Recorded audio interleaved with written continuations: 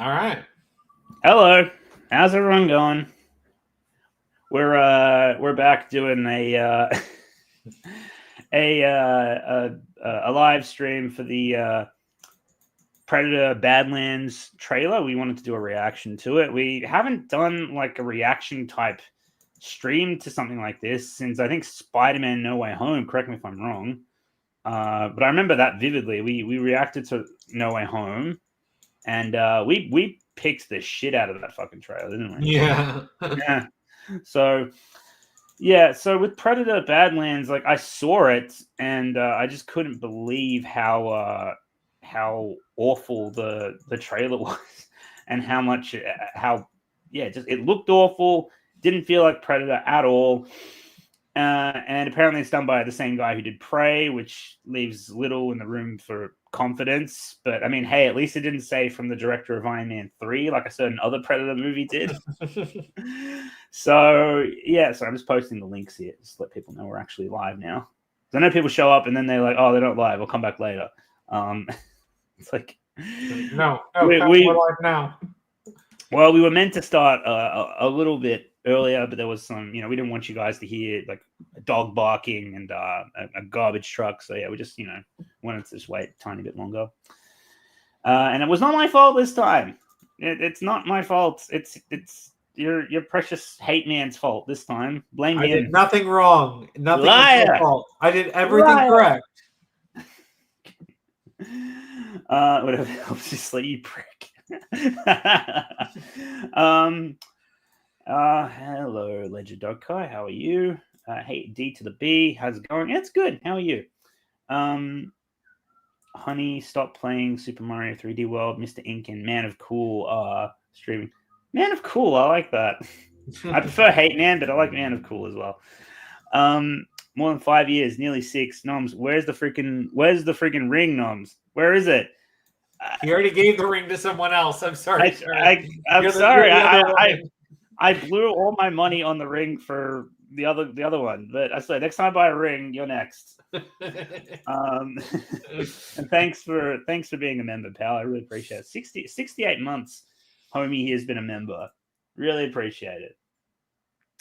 And yeah, so Predator Badlands. Cool man. Funnily enough. Luke, how you doing, pal? Good to see you. Yeah, they're making another Predator. I know, right? I barely heard about it too until recently, and then I actually had the misfortune of, glancing the trailer briefly, and I was like, oh god, let's try. I said, cool, man, do you want to do a stream about this? And he's like, yeah, sure. He's like, but I haven't seen Predator, and I'm like, okay, you gotta. I said, actually, that's actually not a bad thing because you can provide a more neutral perspective on the matter. Whereas, I've seen all the Predators. Well, I didn't see Prey because I was done with Predator by that point. And I've heard. I literally just before this stream watched the first movie. Mm-hmm. Okay. So I at least have the basic context. I haven't seen any of the other ones, so I'm not familiar with any of those. Right. Okay. Yeah. So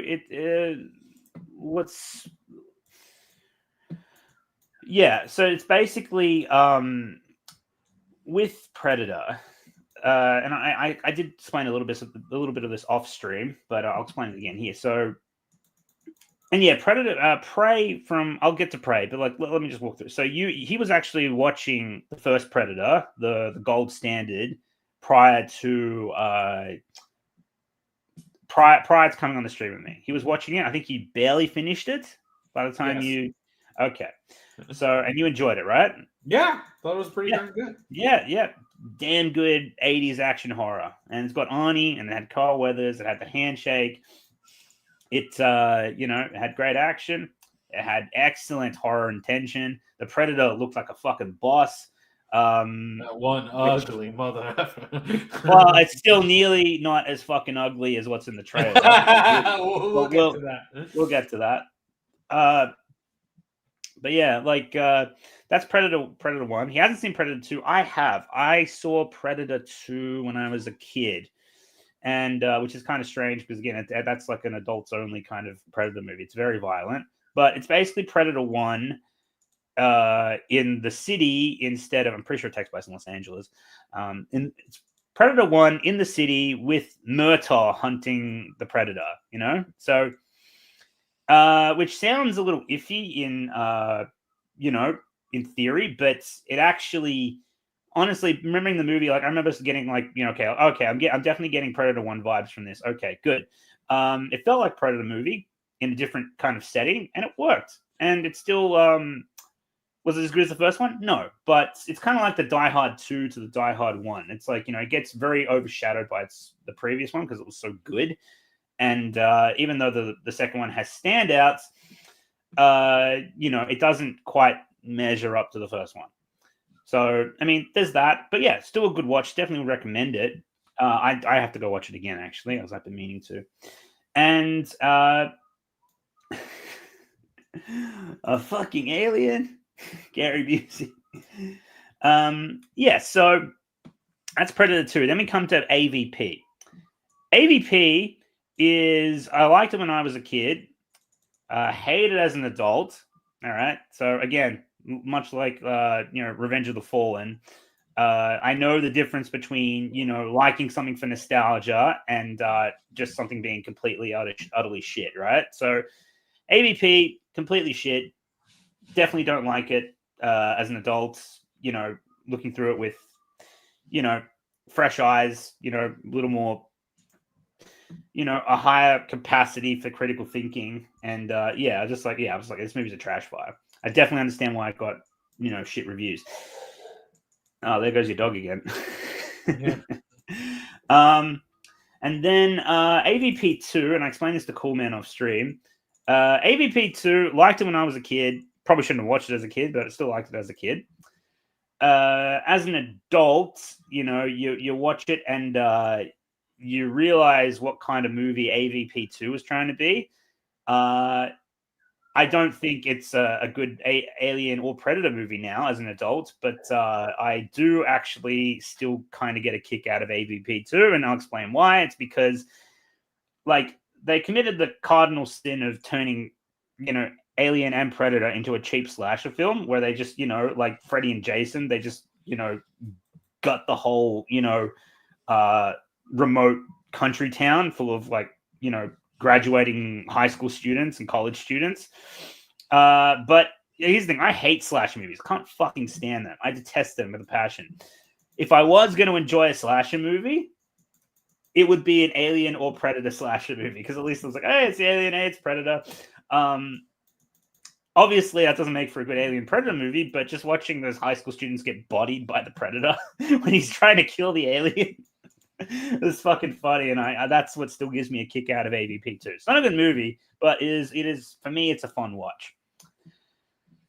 Predators, which is kind of like the reboot of the franchise, I'm pretty sure. Yeah, so they did a movie where they land on a predator planet, and I said to I said to Coolbed, the protagonist was Adrian Brody. And my response was, wait, what? Adrian Brody? Yeah, it's like, that was kind of my reaction too. I was like, yeah, it's like, why the fuck is this guy? Why is the guy from King Kong the protagonist? He looks like I was like, the Predator could snap his neck, no trouble. He looks like a pencil. So, but he was all right. I have no idea what possessed him to cast him, but he did okay. The movie wasn't too bad. It was actually all right. It was just very forgettable. Like, I barely remember a thing about that movie.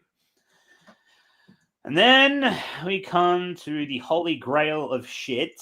From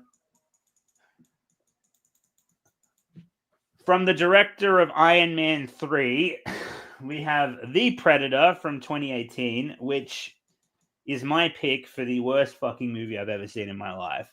I'm not even being hyperbolic here. Like, the Predator, worst pile of dog shit I have ever seen in my life. I hate some movies more because I have a greater attachment to certain movies than Predator, even though I love Predator. But like, I can't. I have no idea how that movie was greenlit.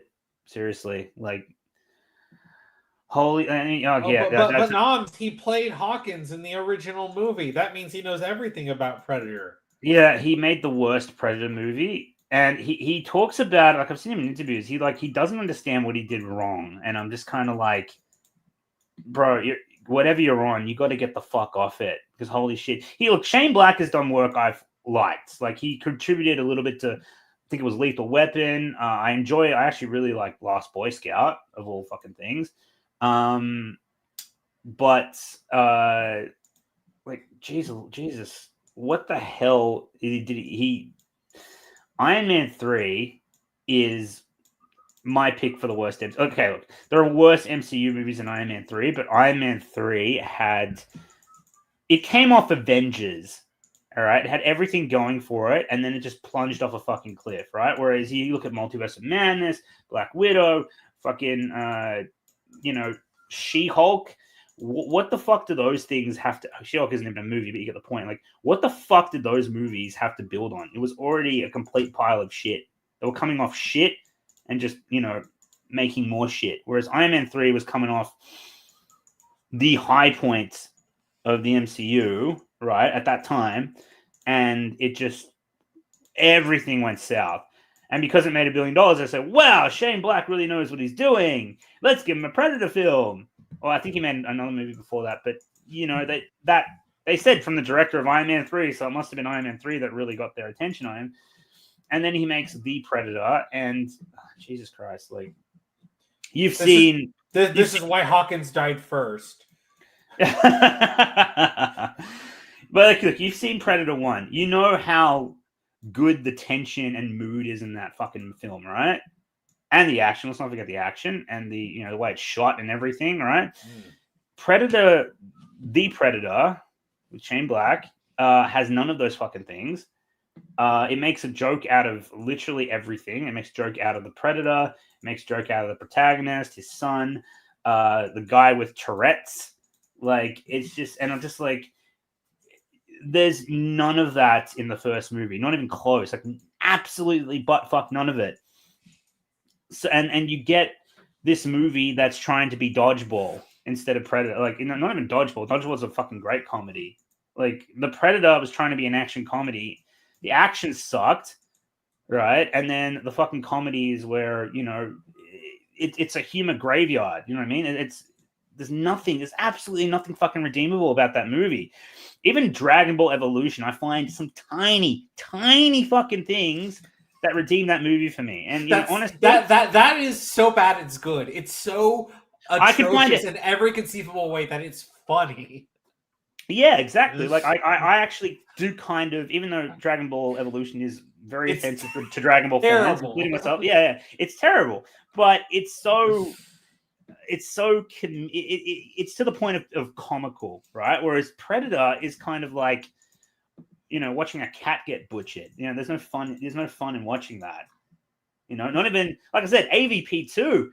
I get the same kind of kick out of AVP 2 as I do out of Dragon Ball Evolution, but you don't get that in the Predator. It's that fucking bad. It's that fucking bad, guy. I mean, I don't know. You guys might feel differently, but I doubt it. You might not think it's. You might not hate it as much as me, but fuck, man, that movie is dog shit. Sorry, I got to get this out of my system before we talk about Predator Badlands, because I'll give Predator Badlands did score points with me in that first thing I never saw from the director of Iron Man 3, and I was like, okay, so at least this movie is going to be better than the Predator 2018. I'd be very surprised if I stand corrected in a few weeks. So, yeah, all right, and then let's talk about Prey just briefly. From what I gathered from Prey, it's just, strong female protagonist fights the Predator, basically, in the jungle. You know what I mean? I don't know. It's the first Disney Predator film. I have no doubt some of it is relatively competent by the trailers, but like, I did not. I was like, I cannot get into this fucking movie. No chance. Like, this is not Predator. And points for effort, but and I saw the same, like, people. Yeah, like people ghosted it. People didn't like Prey. And some people were like, wow, this is actually pretty good, all things considered. Like, because they were still recovering from the Predator 2018. A lot of the most respectable, quote unquote, critics out there were saying that, on the YouTube and elsewhere. But the vibe I've gathered is that film was nothing special, and is only, its reputation has only kind of sunk since then. Like, people are like, eh. And then obviously they come out, the guy who's now probably high on his own supply who directed that came out with Predator Badlands. And well, I'm not filled with confidence based on what I've seen. We're going to go through the trailer. We're going to go through both trailers. So we're going to go through the official trailer, the one that caught everyone's eye from the shitty ass Predator design. And we're going to go through the one that recently came out. Let me just check some of these. Chats real quick. Never seen Predator, but I don't trust the new movie. Pretty sure Disney owns it now. Yeah, Disney definitely owns it, buddy. Disney owns Alien as well. And they did Alien Romulus, which people... Here's the thing, I'll say this. Every time a new sequel comes out that even, from something like decades ago, that even slightly feels like a reboot, people automatically compare it to The Force Awakens. And I'm just going to say, guys, you got to stop fucking doing that, because same with like, oh, well, this is just like the Disney Star Wars sequels. The more you say that, when it really isn't true, like, again, I have to see Alien Romulus, but I'm just saying like the phrase is being thrown around so much now. Cool, man. I don't know if you agree with this or not. I see this phrase thrown around so much as like a lazy, haphazard way to kind of, write off a movie or whatever. It's like, oh, I'll just say this, and they'll, they'll accept it, and they'll nod their heads, and they'll applaud me. Well, by comparison to the sequel trilogy. Well, when with the comparing something to The Force Awakens, it typically is done when like something is typically either a full reboot or a soft reboot, where it might as well be a reboot, where they're very clearly trying to capture the audience from the original, so they tend to copy. From what I had heard, I haven't followed too much on Alien Romulus. I heard that they were trying to like be closer to the original movie. So I would have to watch Alien Romulus. Not that I would want to, but if I was going to make a more concise, add more concise commentary to it, if it was trying to pseudo reboot the series and be like the original, then I think comparing it to The Force Awakens could be a valid thing. But I'd have to watch the movie in order to actually make that comparison. Well, look, the I have no doubt aspects of it. Like, you can make some comparisons, but I'm just saying, like, my larger point was that people saying like this is the worst thing since the Star Wars sequels. Well, I don't even call them the sequels anymore. I call them the Disney films, the Star Wars Disney trilogy. Or this movie is trying to be like the first one, so it's The Force Awakens, and like I said, they use it like a kind of like a lazy write-off, like a substitute for actual criticism. And the reason I don't like that is because the more people say that, it's going to be like that. I don't know if it's from The Simpsons or whatever, but like, there's a saying. It's like, you say that so much, it's lost all meaning, and that's true. Like, if people don't stop doing that when they really shouldn't, or they don't really need to, those, people are going to start seeing, like, in like, look, the Star Wars Disney trilogy, a coping mechanism for the older generation that felt they traded up with the sequels is like, oh, the people who grew up with the sequels are gonna...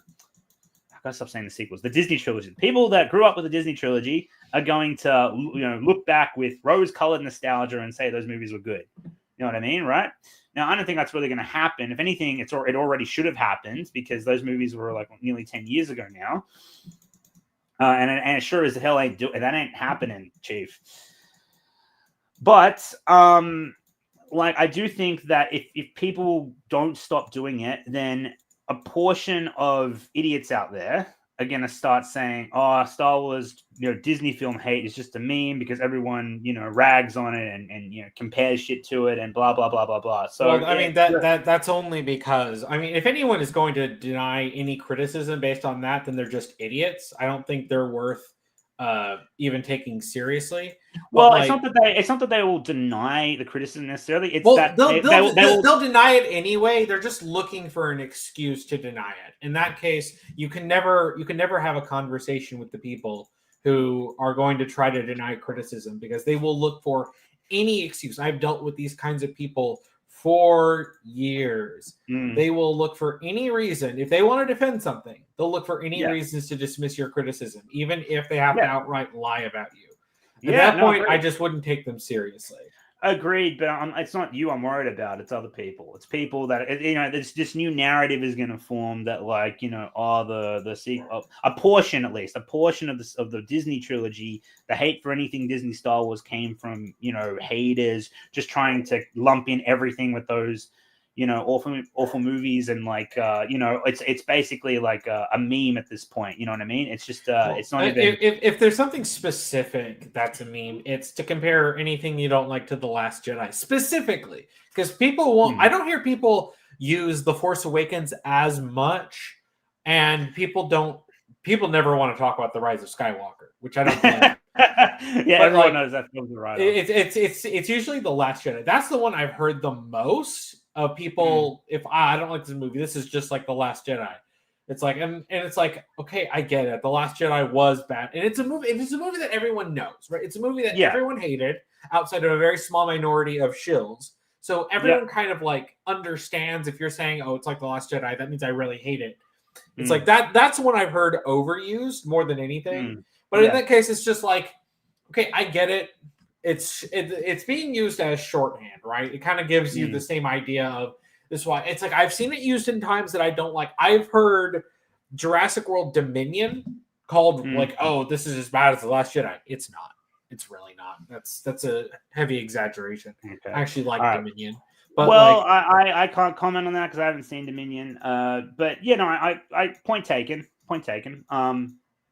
It's basically So my larger point was basically like, I'm worried that the Disney films are gonna kind of fall backwards into credibility, you know, by the way that people are throwing around like these, you know, haphazard, you know, they haphazardly throw around these very loose comparisons. The best way I would describe it is their crutch. It's a crutch like word. They're lazy. They're lazy, and they just throw that out there instead of actually, you know, putting out proper criticism of whatever it is they're talking about. You know what I mean? They just kind of hand wave it, and I can't stand that. I really don't. And that's no defense of the Disney films. Understand? That is just me. That's me calling out lazy fucking. I mean, it's like they were so bad, and they're one of the most like obvious and most well-known flops in like cinematic history. It's like it's the curse that like everyone knows them, so like it gets used as an example the most often because it's what everyone knows. So that is true. And look, to be fair, I do understand the temptation. It's not like I haven't done it in the past, but I think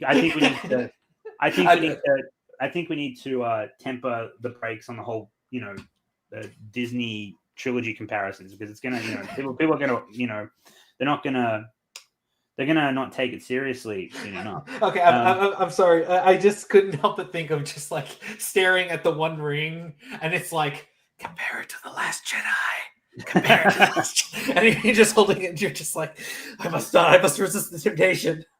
Yeah. I'm sorry, Ghost. That I was trying to hold that in because I was just laughing because I couldn't get that idea out of my head. Just the One Ring being like, compare it to The Last Jedi. Right.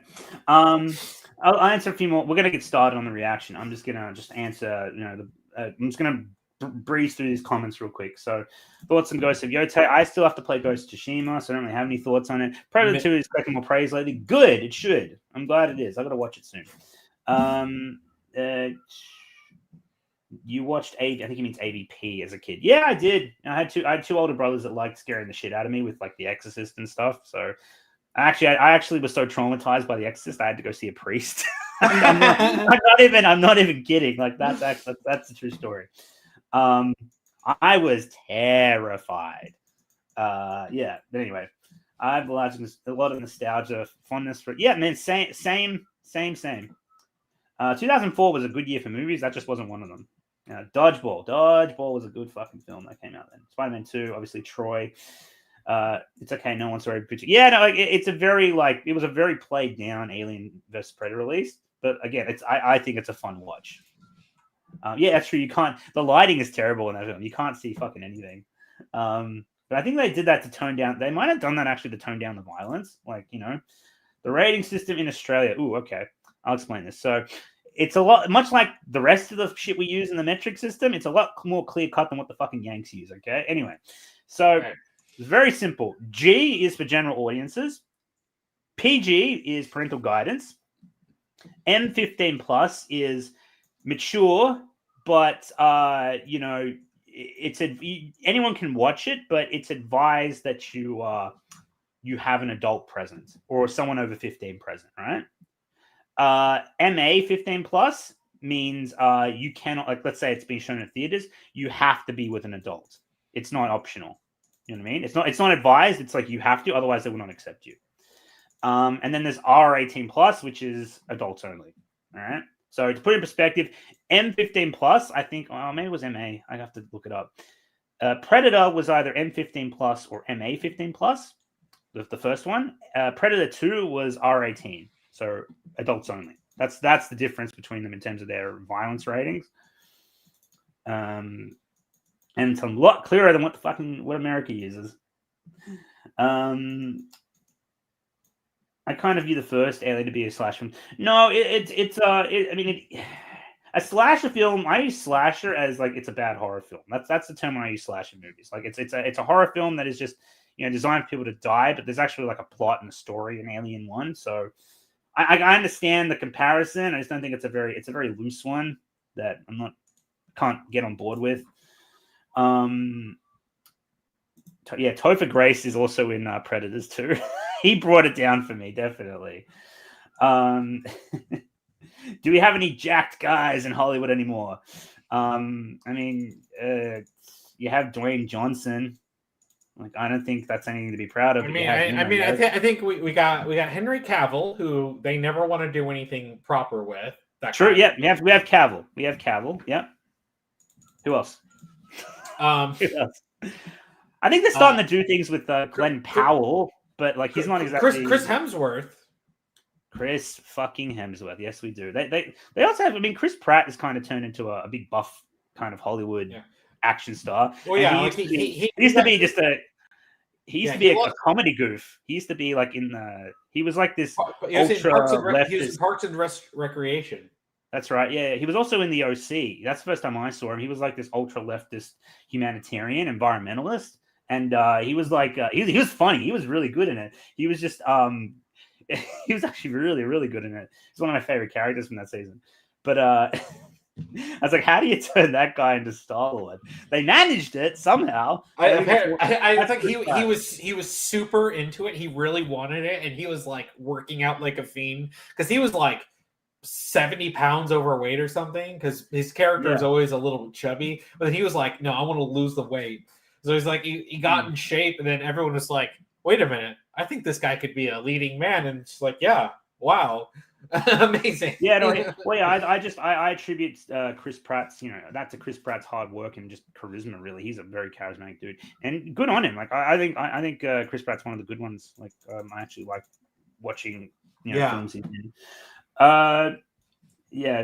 Black also contributed to the first Iron Man movies, not nearly as much, clearly. Well, there's a difference between he contributed some stuff and he was like a major force on it, because it's like we know that he wasn't, because like Iron Man 3 is his work, right? That's him when he has control of the project. It's very clear that he did not have control in Iron Man 1 and 2. That was Favreau. Definitely Favreau. That was Favreau. So it's just like, so it's like if he's there and he suggests a few ideas, it's like that's one thing. It's like, but if you have complete control and then you make garbage, it's like, okay, clearly your suggestions aren't so good that you deserved to take over the third movie. That was God, I wish Marvel didn't drive Favreau away. I really wish he didn't entirely go away. They kept paying him to come back as Happy Hogan. But yeah, anyway. He ruins. Yes, he does. Thank you, Mike. Yeah, that's exactly what Shane Black does. He ruins established franchises because he doesn't know what the fuck he's doing, and he always tries to turn it into his. Like I said, I think he was all right in the '90s, but holy fuck, he lost the plot somewhere. Predators had that Yakuza sword fight with the Predator, and that was right. I have to watch that again. Actually, thanks for reminding me, Ghost. And that was actually not too bad. Apparently in I have to double check. I'm not going to double check this. I don't want to see this movie. But yeah, in The Predator 2018, Olivia Munn's character. You know who Olivia Munn is? Yeah. Yeah. What was it? G4 TV or something? She was like on that internet gaming. Yeah, she was on Attack of the Show. She was She was like the dedicated sexy lady on the show. Okay. See, I didn't know that when I watched The Predator. I actually got introduced to that after the fact, and I was like, wow, okay, I should have seen the writing on the wall had I known that. But yeah, it's like, did I hear you were going to fuck my ass in my sleep? Yeah, that's actually a line in the movie. Do you want to talk about? Oh yeah. Do you want to talk about comical live action drag? Well, check out the Taiwanese Korean adaptations from the 90s. I have never heard of them actually. So why did it fucking? Oh, there it goes. It put me down the. Yeah. Anyway, so check out Taiwanese Korean adaptations from the 90s. Maybe we can look into that comment at some point. I hear Alien Earth is bad. I've heard mixed things about it. I have heard so many things about it that are so stupid, and it's the first thing I saw about it was apparently there was a scene where like they show a clip from Ice Age. So there's this like transparent image of Sid the Sloth over one of the characters. That was. What? Oh, that's weird. It was a meme. It went viral on Twitter. It was so funny. All right. Well, I have seen some critics like unironically praise that film, like series. I actually know what I thought it was actually a documentary. I didn't even know it was a series. I thought it was like, oh, what if aliens came to Earth? Like, how would we deal with the xenomorph threat or something? It was like some sort of documentary. Certainly would be more interesting than what they did. Yeah, because apparently this is all like stuff that's happening. I think it's a prequel to the first one, which if like that. How many are we on now? We've had like fucking 6 prequels to the first Alien movie. Yeah, I don't know. I've lost track. I mean, I watched Prometheus, and that was one of the worst pieces of garbage I've ever seen. Yeah. Okay. So Go said it's a prequel. So it's like the aliens are on Earth before the first movie. Yeah, that doesn't make any fucking sense. Why have I seen so many critics praise it? Maybe they praise the earlier episodes and then they flip-flop on the later ones. I don't know. Like I said, I don't even watch reviews anymore, guys. I watch some very, very few videos where critics have an opinion on a movie. I never ever. I don't watch them anymore. Like I just can't stomach critics. I can't stomach YouTubers, honestly, except for a very select few. Like me. Well, like you, but like I've seen a lot of recent good videos about the prequels and about George Lucas that I've been really getting into, and I watch a couple of not anime channels exactly, but I've seen a couple of good videos on a couple of animes that I like. Anyway, so I actually like Alien Earth. Oh, good for you. Alien Romulus is member berries. I've heard, that's why I started I wanted to kind of be clear about the Force Awakens comparison that people have been making, and I think it's just a little bit lazy. Jurassic World Rebirth is worse. I think they're responding to I like Jurassic World Rebirth. That was decent. It's not really directly linked to it, like any of the stuff. It doesn't have any recurring characters, but I thought it was pretty good. Me and Angel went and saw that. All right, fair. You guys also saw Karate Kid, which I'm really jealous of. Yes, I still got to watch that. I really can't wait to hear your response, like what you think of it when you see it. Really? Okay. Well, I'll get on that very quickly then. I actually really want to. I don't know if I'll make a video right away. I got to finish this George Lucas thing first. I'm very much looking forward to finishing it so I can talk about that kind of stuff and make other videos, smaller videos, more kind of concise to the point kind of videos, topical. Yeah. Any films you would actually call a Force Awakens. Anything I could compare to the Force Awakens? What's a good example, cool man? I'm trying to think. There is a good example. I'm having trouble. Why can't I think of it in this moment? Okay. Because there's so many pseudo reboots that try to just copy the original. It's I hate this because it's I probably could have told you something, but when you ask it, it's my mind goes blank. Yeah, no, I know. Yeah, if I think of one, I'll let you know. And yeah, but I definitely would compare some because the Force. Let's face it. For as much as the Force Awakens sucked, it for the time proved to be a very effective formula. So of course, people are going to try and emulate that. Like I said, financially successful anyway. Made over $2 billion. Like, of course, everyone wanted to jump on that. Well, they wanted to see Luke Skywalker, and I mean, they got Han. Well, they had Han for a bit. they had. Well, they didn't even. I wouldn't even call that Han, honestly. I mean, Harrison Ford gave it his all. I'm not criticizing Harrison Ford, but yeah. Anyway. Oh yeah, Cavill is in 40K purgatory. That's true. He is. The Rock counts. I mean, physically. I mean, physically, spiritually, no. Well, yeah, like take him off the source, and he won't count for much longer.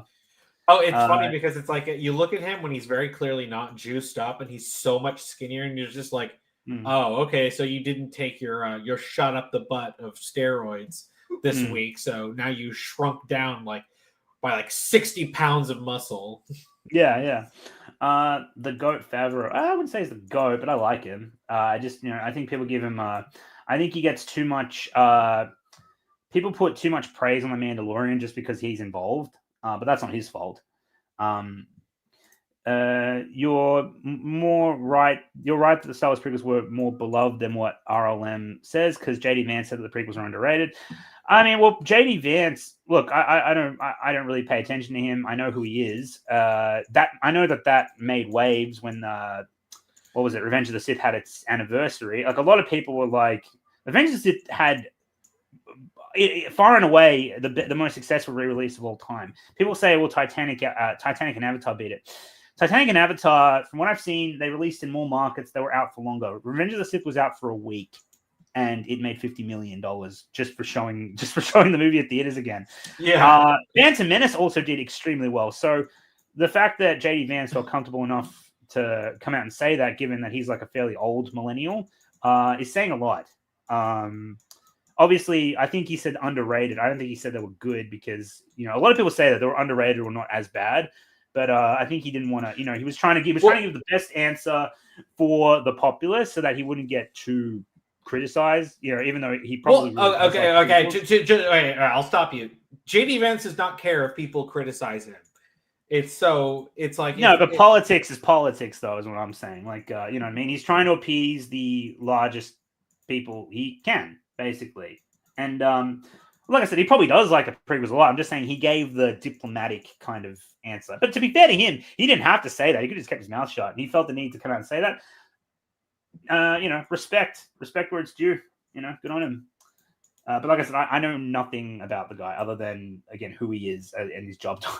I know nothing. There's actually a Netflix, I think, biopic about him and how he got into politics. I might check that out. Really? Although, yeah, I think so. I stumbled into it and I was like, oh, maybe I'll check this out at some point. That's right. She was Psylocke in fucking X-Men Apocalypse. That's right. Thank you. Oh, yeah. That's right. Thank you for reminding me. Let me have a look here. Concept of aliens coming to Earth is always good storytelling, in my opinion. Well, but not before the first movie. Well, but I'm not sure what he's responding to when he says "fuck your story." I don't know. We really should get onto this reaction. So I think we've answered enough. Sorry guys, I'll put a thing in the comments saying where the reaction starts. So it starts in about the 39th minute. So I'll put. All right. So do I have to add it in, or do you? You'll have to add it in. The one on the right is the first trailer, and then the one on the left is the final trailer. All right. Let's get into this.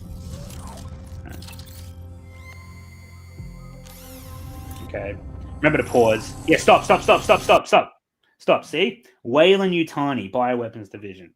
So this basically confirms Predator and Alien are in the same, universe. I hate that. For dedicated crossover, okay. You would have to say this is its own thing where both of them exist in the same universe. But, for just individual movies, the crossover should just be ignored. Yeah, to be fair, I think it is being ignored. I'd be very surprised if aliens actually showed up in this movie, but it's very clearly on there. It's typical Disney Easter egg. Oh my god! oh my god, Alien versus Predator confirmed, theory cultists, we need to have like a shill YouTuber with like 10 million subscribers with the pog face, and it's like 10 things you missed in the Predator Badlands trailer, and he's like, it's got like the red arrow. Yeah, I hate it. Hang on, let me answer Q Ramirez. I love Attack of the Clones, but what is this? Hang on, what is it? It's got this thing where I can't. Can everyone see the comments, or is it just my vision that's being obscured by the? Oh. Is the comment covered up? It doesn't appear like that on the actual stream, so that's just us. Oh, good. Alrighty. Sorry. Yeah. So yeah, because for some reason it's obscuring the comment for me. I love Attack of the Clones, but do you think the prequel hate will return if it doesn't do well for its 25th anniversary release? I don't know if it is getting one because the first answer is no. And secondly, obviously, people will try to say, "Oh, Return of the worst prequel or the worst Star Wars movie," but people will try to tear it down because of the fucking sand line, because they don't really have much else to criticize, and they fucking know it. Otherwise, they wouldn't lead with that shit. I mean, let's be fucking frank. Like, seriously, what else do you see criticized about Attack of the Clones other than the sand line and the intentionally awkward romance lines? Like, yeah, Yahoo, it's an awkward romance that draws from much older romances in the 30s and 40s, and is, some of the lines that are criticized are taken almost verbatim, to pay homage to like Dr. Zhivago and whatever. It's like, you're not just criticizing Attack of the Clones, you're criticizing Dr. Zhivago. Like, there's a reason it's written this way. No, Attack of the Clones, I don't know if it's going to get its 25th anniversary release, because a lot is coming out in 2027 that month. Like, you got the new release Star Wars. You have the 50th anniversary, which is probably going to be the biggest re-release for A New Hope, because it's the one that obviously has the most fans. I think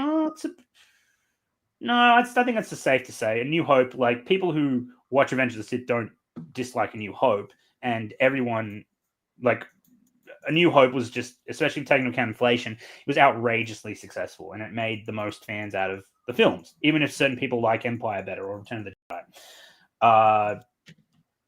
So yeah, like, the answer is no, but again, I don't think it's going to have a 25th anniversary release unless it comes out some months after. You probably have some people come out of the work and say, "Oh, fuck this movie, blah blah blah. This movie is just as bad as you." Because, like, look, in my latest George Lucas video, like when they did the 20th anniversary for Phantom Menace and they did the 25th anniversary, the guy from the fucking Guardian, same author, made two almost identically fucking phrased articles where it's saying, like, "Oh, the Phantom Menace, do we forgive it? Is it as bad as we remember?"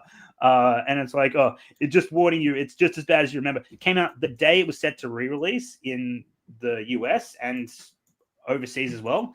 I think it was overseas as well. And it's like, "Oh yeah, it's just as bad as you remember." And then the movie ends up making like $20 million in its re-release. And it has one of the, like, depending on what criteria you use, it has like, until Revenge of the Sith came out, it had like the second biggest re-release of all time. Again, some criteria, depending on what you decide to include, other re-releases have done better than the Phantom Menace. Wow, that dog of yours is very loud. But yeah, no, I think this was a good question, but like, yeah, I just wanted to really address that because some people are probably going to try, but no, the short answer is no. It's going to be the usual suspects, like the RLM crowd. They're just always going to be sticking to the same thing, and they'll never change. What I don't understand is it'd just be much easier just to fucking backpedal and just be like, yeah, we were kind of off base, haven't given this proper look. We kind of see what Lucas was doing. Like, some people might lose some fans, but I guarantee you they'll gain a lot more respect if they just come out genuinely, honestly, sincerely and say, no, this movie had depth and merit, and we were off base on a lot of our points, which in hindsight, people can just look at as, us being funny, but we don't really feel that way anymore, kind of thing.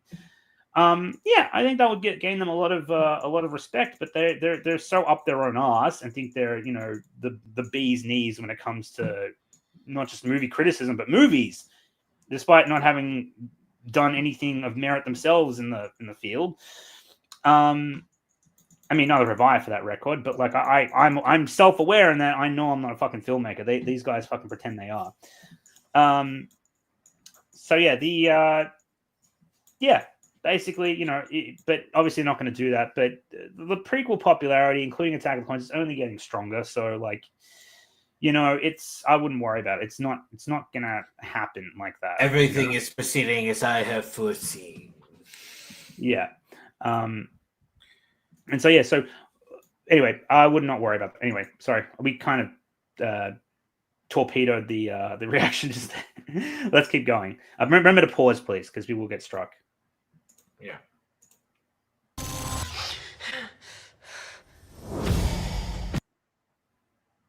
Only in name. It's like yeah, I know. Only in name. I was gonna say I never thought I'd actually miss the Fox logo. To be fair, I do have a lot of nostalgia for the Fox logo, so yeah, but not the company, just the logo. Yeah, God, Fox actually started out. No, actually, because Fox almost torpedoed Star Wars, so they were always shit. Yeah, but you had good people like Alan Ladd Jr. and shit at Fox until they drove him away. Anyway, yeah, keep going.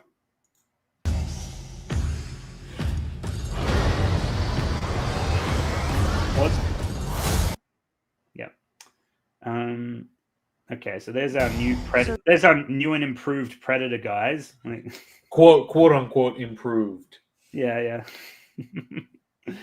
Oh, this is your first hunt. First hunt. It's like this is the part I don't get. It's like the Weyland-Yutani Corporation has like an android Cortana companion for this Predator, right? Which is the chick you saw at the start, the blonde chick. They are. I don't understand why. It's like they're growing predators. This is your first hunt. It's like they're trying to test him out or something. Like they're in league with the predators or some shit. I don't know. Anyway, let's keep going. Oof, that face. Well, actually, that's rough. Yeah, that looks terrible. But I like the bow. Like the weapon itself is kind of cool. And it seems like something the predators would kind of use. But yeah, like this looks horrible. I don't know what to tell you. It looks god awful. And you've come to the most dangerous planet in the universe. In the universe. Okay, so it's a planet. It's a planet in the universe where. I mean, is this the Predator planet that was in Predators? Like, is that what it is? Wait. So what Ghost is saying is like, so they're not even going to be killing any humans. So it's just going to be like, oh, we're just going to have them fighting like other alien monsters. Is that it? Yeah. Well, I mean that sounds okay in theory, like where the Predator is like, shooting down whatchamacallit, like other aliens and things like that. I mean, hell, that's why people tune in to see the Alien vs. Predator movies. They want to see the Xenomorph take on the Predator. But, like, I don't know, man. Like, it's strange. This does kind of remind me of the Predator planet that was in the Predators, like, reboot movie, but I don't think, I don't know. I could be wrong about that. Like I said, I haven't seen that movie in a long time. Hang on, what's Ghost saying? They don't want to make the Predator a bad guy. So yeah, that makes sense. Yeah. They and yeah, I wish you were joking too. The Predator doesn't really. Here's the thing: the Predator doesn't really care who he kills. He's a hunter. He doesn't. He kills for sport. That's where the culture comes from. That's why, and that's established firmly in the first and second movie. So yeah, like the idea of him not killing humans, like, I mean, I don't mind if he kills aliens, understand? But and yeah, I go, to be fair, if I wanted to be fair, like the Predator, he doesn't have to kill humans explicitly, but the fact that they are, trying to make him the good guy like that is very it's very Disney, isn't it? It's like, no, he can't be. Link fan explains it fairly well. Predator isn't the villain; he's the antagonist. Yep, true, very true. What am I looking at? Iron Bear. They try to appear apolitical or balanced, even when they use liberal slang. It is annoying hearing quote woke everywhere, but now it's happening with quote unquote. Yeah. So this guy Salim posted earlier in the chat. He was asking about the rise of the anti woke people, like the people who dedicate themselves to hating people who hate woke stuff.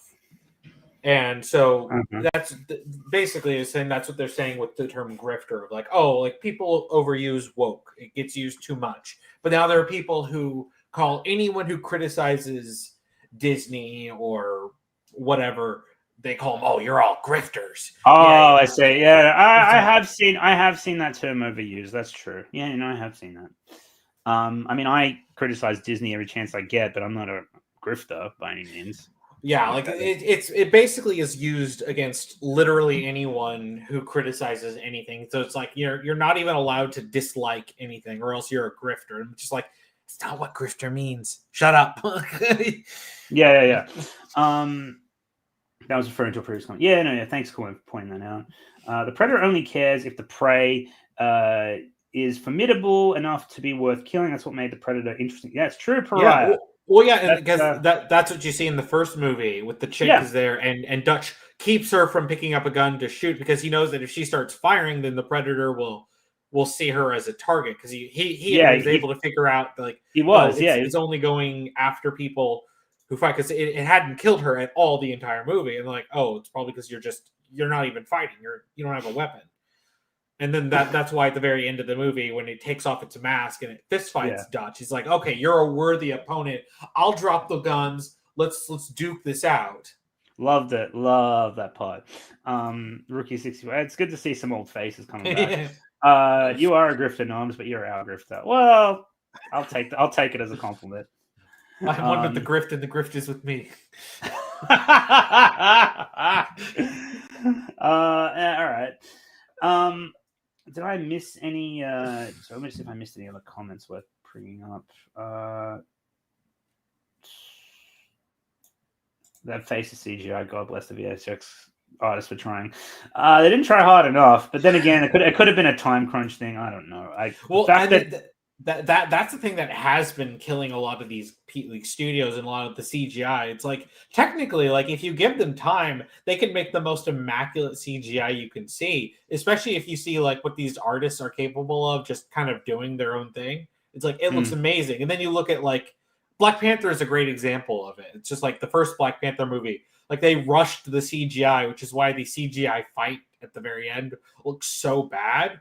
It's just because they weren't allowed to actually finish it. In fact, even Thor: Love and Thunder, Taika Waititi even cracked jokes about it, even though they're the ones who rushed the CGI artists. Yeah, and then he made fun of them. Let's not talk about Taika Waititi. I don't have the energy, honestly. Like, that guy is like, name a bigger anomaly in fucking Hollywood than that fucker. How did that happen? I have no idea. You guys should do more trailer reactions. Well, we're still finding our footing. We're still figuring this out. But we'll see how this goes. Like I said, wasn't expecting too much interest in this trailer because, I mean, we don't talk about Predator a lot on this channel. And, we don't do a lot of trailer reactions. And, I don't think there's that much interest in this movie to begin with. But I felt this and, hey, let's do it. We might have a good time. So that's what brought this on. Tidy Whitey. Taika Waititi. Okay, so yeah. Anyway, let's. All right. Let's keep going. Okay.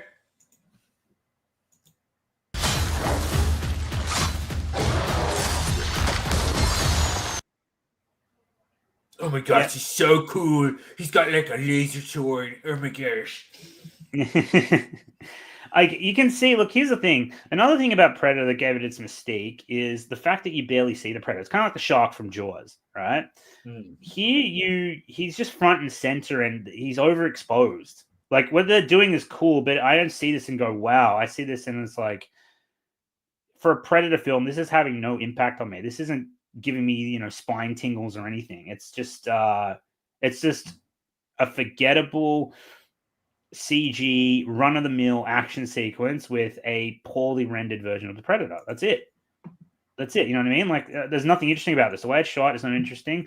Some of the weaponry is interesting, I guess, but it's just kind of like, whatever. How many times have I seen this in movies? You watch Predator, you can tell. You watch Predator 1. How often do you see movies like that? How often have you seen movies like that ever? No. Not even nowadays, like ever. Like, yeah, it's very niche. It's very much its own thing, and this is already sapped the personality right out of that. Anyway, let's keep going.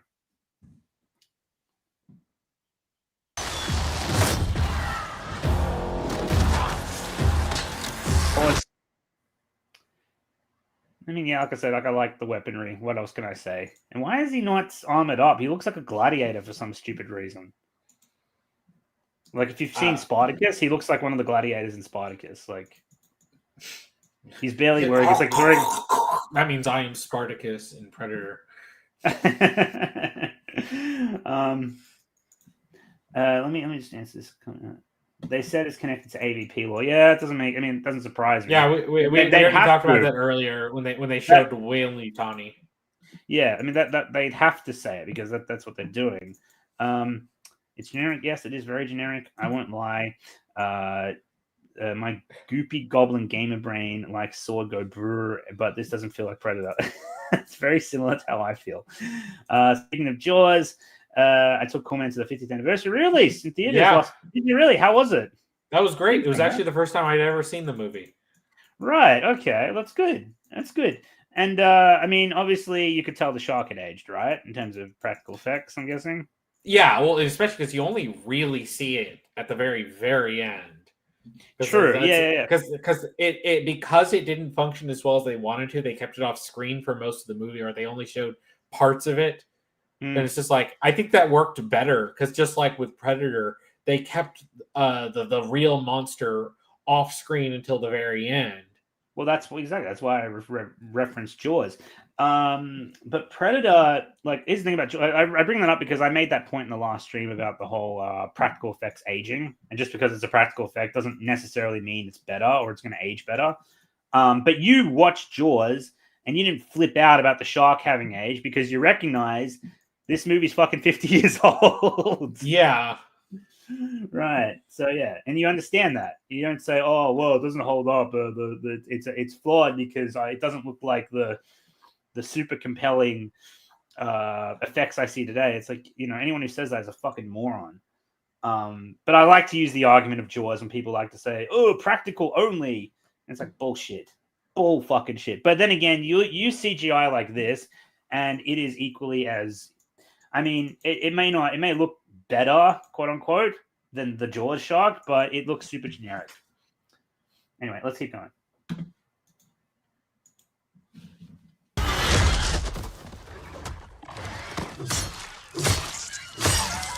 Pause.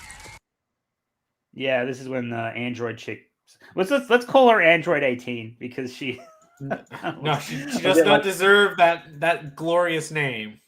Oh, well, if I talk about this movie, I'm going to refer to her as Android 18. And some people might be like, what the fuck? Others will be like, no, I see what he's doing. Anyway, let's keep going. Yeah, she shows up and saves him for some reason.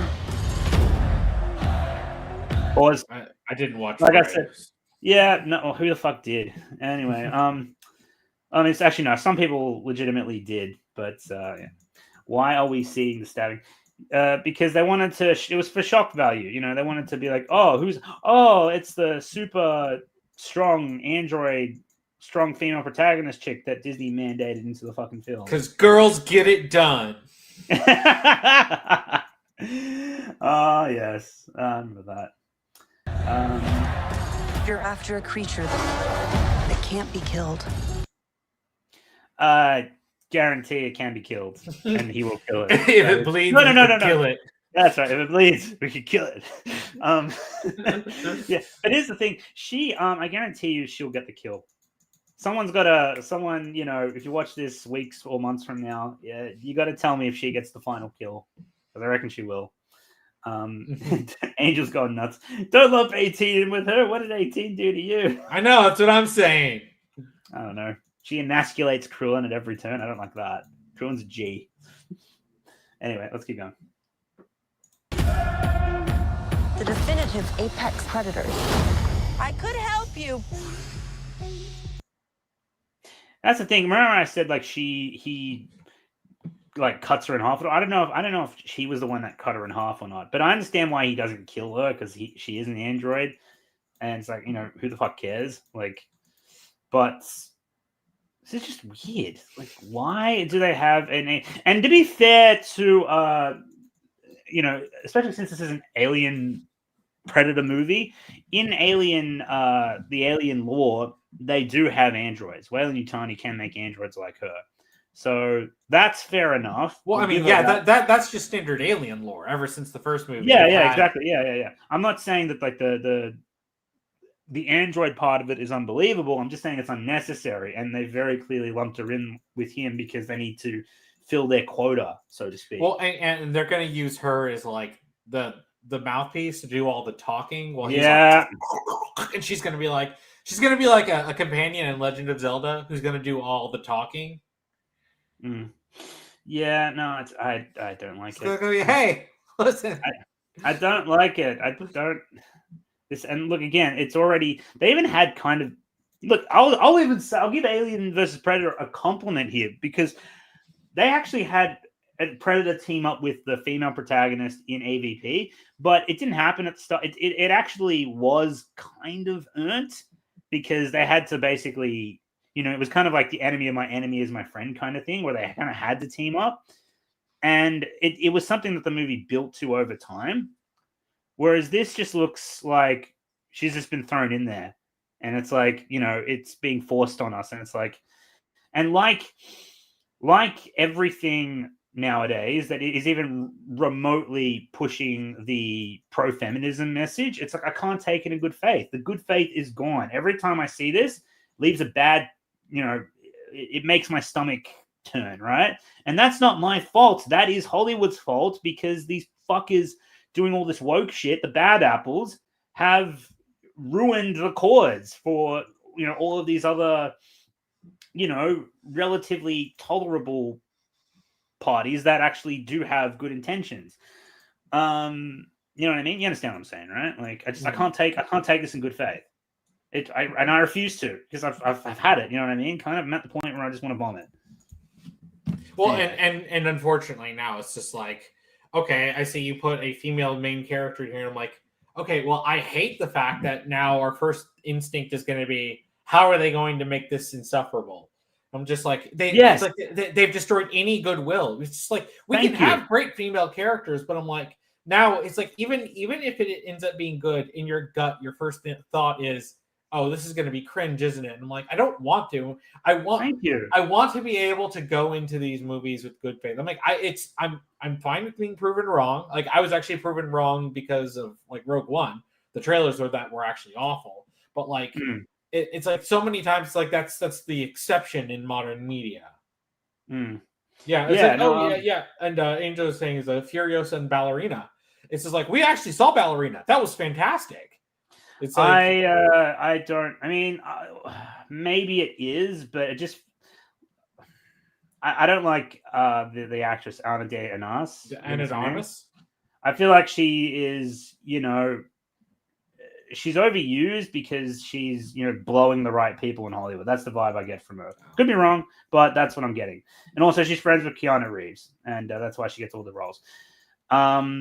Maybe it is if it's done by the same team that did John Wick, then it's probably watchable. It is, and like they even do emphasize like she has to fight differently. So while she still uses she's trained in the same place that trained John Wick, so she uses some of the similar techniques, but they emphasize she doesn't have the strength that John has. So like there are guys who are literally like picking her up, so she has to like break their arm, break their fingers before she can actually like Okay. Oh, with that's the upper actually hand on her. that's quite interesting, actually. But like I said, I don't really think Ballerina was. They're trying to make a universe out of John Wick, and I'm like, I just don't think it's necessary. I still got to see chapter 3 and 4. I've been meaning to watch them. I'll probably binge John Wick. I'll warn you, 3 is not very good, but 4 is good. I've been told. 3. I mean, I don't think. I honestly doubt 3 is as bad as people say, but I'll give it a shot. Yeah. And yeah, I've heard 4. You guys have flogged 4 like crazy, and I'm like, all right, I'll check it out. I just haven't done it. I think I'm gonna do like a John Wick marathon and just watch them all. I'm looking forward to that actually when I get a chance. Because I do think it's interesting. That's right. They did a series called The Continental, which I have not. I should actually see it. It's like I completely like that went totally under the radar. You know, did you like John Wick 2? Because I did. I've heard some people trash it. Yeah, I mean it's a little bit more on the weird side because there's more of the oddball assassin world in it. But it's just like, it's where they were ramping things. I'm like, there's going to obviously be a bigger scale, but like 1 was good, 2 was good, 3 was not very good, 4 was really good, and I thought Ballerina was good because it's like it's a side story. It's like it's kind of you kind of have like, oh, it's like these are scenes that are like taking place during John Wick 3 or whatever. Right, right. Like okay. So it's like, oh, this is from Ana de Armas's perspective. Yeah. So all right. Well, and well, like I said, and Furiosa. I did hear people saying like, why is Furiosa bombing, and why are people celebrating this? Like, it shouldn't be. Not. I mean, I saw a couple people that I actually kind of enjoy watching. Not many of them, but I think Robot Head was one of them. He was like, why are people celebrating that Furiosa? Frank Miller's. Was it Frank Miller or George Miller? George Miller. I'm sorry. His passion project is dead, and no one saw it. Like, that's nothing to celebrate. And I'm like, I mean, to be fair, like at the time, I was kind of like, he was probably crap anyway. But like, you know, because I'm not the biggest Mad Max fan, but like, I wasn't really. No, actually, it's kind of like I actually liked Fury Road. But when someone explained it to me, someone I worked with explained to me like, they made it all about Furiosa and they didn't have to, and Tom Hardy got barely anything to do. I was like, you know what? You're right. That was so like unnecessary, and that's the direction. They could have done anything with Mad Max, and they did that. And that honestly kind of really soured me on Fury Road. So I think that's why I didn't take much interest in Furiosa, because it's like, I didn't really particularly care for this character before. Why am I watching a movie with her now? I don't know. I still think Fury Road was still good. It's but like the problem is also in today's climate, there's going to be a lot of people there's 2 reasons. 1, Max isn't in it. That's, I think, the biggest problem, because Mad Max is a major character in Fury Road. And it's a prequel about a side character. So she was like the deuteragonist of Fury Road, but like she's not Max, so there's already going to be people who check out the same way I think a lot of people checked out of Ballerina because it's not a John Wick movie. And then there's also the today's climate of a lot of people who are just going to be automatically suspicious because it's a main female character, and I'm like, okay, I had heard from people who saw Furiosa, I heard it was pretty good. I wasn't like mind-blowingly amazing, but I heard people enjoyed it. So it's just like, But to be honest, I was in the crowd of, well, it's a Mad Max movie without Mad Max. So it's like I just didn't have any direct interest in it. Yeah, no, neither did I. I figured maybe some people will watch it, and I guess they did. Just to answer Ghost's question, like this is what I mean by when I say the anti-woke crowd has lost their collective minds. It's I don't think it's like everyone. It's just that there are It's just that there are some people who like they've gotten to the point where it's not unreasonable that they've gotten suspicious or paranoid, but like it has been an unfortunate side effect of these agendas being pushed so long that even when a project comes along that isn't, woke, or it isn't like message pushing, like we talked about with Ballerina, like they make an emphasis in the movie. She can't fight like a man. She has to fight like a woman, which means she has to be dirty. So unlike John Wick, who's this unstoppable force, the Baba Yaga, like the main character in Ballerina has to be more thoughtful. And of course, guns are the biggest equalizer. She can shoot people Yeah. just fine. But Yeah, like yeah, yeah. if it comes into a hand-to-hand combat, like she's gonna have to be more clever. Yeah. In No, cases that so I'm like, it's like, and it kills me because if there's some people I did see some people write off Ballerina. Oh, it's got a female play like main character, and it's just like, okay, well they account for that actually in the movie. So it's unfortunately that there are some people who have gotten to the point where they can't see the forest through the trees, where they are getting distracted by superficial aspects. Is there a female main character? Is the main character black? And then they start going, oh, it's going to be woke. And it's like, well, it could be. And sometimes it still is. A good portion of times it still is. But then sometimes this also means that you overlook something that could genuinely be good. Well, look, I think there's two sides to the same point, actually. I mean, not like, there's right, like, I agree with everything you said in that, like, this has been brought on by the culture of the past decade, right? It's kind of gotten to this point. So I understand that, but there's two issues I have with the whole anti-woke write-off of art. Like some people, and I think I said this before, like, it's the same problem I had with the whole Force Awakens comparison that is just haphazardly thrown around, is people tend to write off, and I say that I had a discussion in Discord recently about this. Is like, I basically said, the writing off of, the emphasis on like culture war, politics, and anti-woke quote-unquote criticism has basically destroyed gaming discourse. Like, you can't have conversations about games anymore, about just talking about the games. The reviews, from what I've seen, mostly are not dedicated to like just actual talking about the games. They just talk about the politics and they call it a review. And I'm like, this is not what I signed up for. And this unfortunately has led to the same thing being done with movies, but also the like I said, they use like the political criticisms as a lazy way of reviewing the movie without providing any actual criticism. And they tend to write off the movie for the most and I'm not saying they're all wrong, but they'll have like a very bad faith interpretation of the movie, and as a result, they'll miss details that undermine what they think the movie is trying to push. And as a result, the review of the movie suffers. And the unfortunate thing is people believe them, and but it also, to anyone who actually watched the movie, they're just going to look like a jackass. And like I said, it's just kind of destroying. Like I said, I think gaming discourse has officially reached like write-off stage. I don't want to indulge gaming discourse at all anymore. I don't want to participate in it. I don't want to listen to it. Movies are. It's easy to have a discussion about movies from what I've seen. The movie crowd is more willing to talk about the actual movie.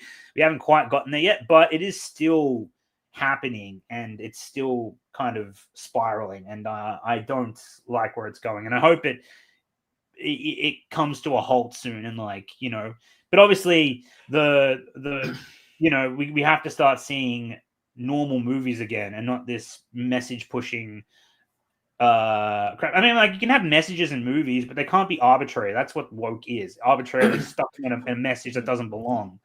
There's been like political aspects to movies for like 100 years, and but the thing is in the last 15 years, I would say, like, we've started to see like these very self-indulgent political messagings, and it's like it's just like what I said before. It's like there's a reason why people have gotten this hair trigger, and when they worried, it's like if you look at something like what was it, the Dustborn, that game, and it's like if you look at it and you're like, there's a black female protagonist. I'm like, okay, yes, but the problem is not that there's a black female protagonist. The problem is that the game is absolute garbage with a terrible story that literally is packed with just nonstop political messages. I'm like, it's like the thing is like the term woke has a meaning. You can describe stuff, but the thing is I think it's become a crutch word where it's like I would see it. It's the same way if someone says this movie is boring.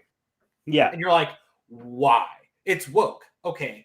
why? Like, what are the political messages? What are the things about this main character or whatever that gets in the way of the movie? What is it like? Explain it in, like there's a difference between thoughtful and timeless political messaging and self-indulgent. It's the same reason why it's like, oh, we made this villain. He said stuff that Trump said, so you're gonna hate this. You're gonna hate Trump because we made MODOK look like him, and you're like, whoa. Just make it's different. MODOK. But Yeah. it's like this is the thing is the problem is that it's become very easy to say woke. And I'm like, okay, if you were to describe the Captain Marvel, you would describe that movie and you're like, oh, if someone said this is woke and you're like, okay, it is woke because XYZ. But it's like the true problem with woke is not just that there's politics, but also the fact that the writing in and of itself is bad because it only cares. Because the movie in the Captain Marvel specifically is this example. The problem is that it's trying to do girls can be good. And it's just like, okay, yes, but then you made Carol this unstoppable Mary Sue, whose only struggle was not realizing that she's actually an unstoppable Mary Sue. And I'm like, that's That is, and the thing is, it completely makes the film boring. That makes the film boring. Yeah, and then there's nothing compelling about that. Yeah, and then when you get to the end, when Yan Ra, the guy who's been set up as her personal antagonist, is like, he's like, you're gearing up for a fight, and she instantly beats him, and I'm like, people want the fight. If you went back to the first Iron Man movie when he's fighting against Obadiah at the very end. He's got a limited arc reactor in his chest. He can't use the full power of the suit, and he's fighting against the big giant version of the Mark I armor. So he's struggling. He actually has a struggle in that fight, in which case he has to outsmart them.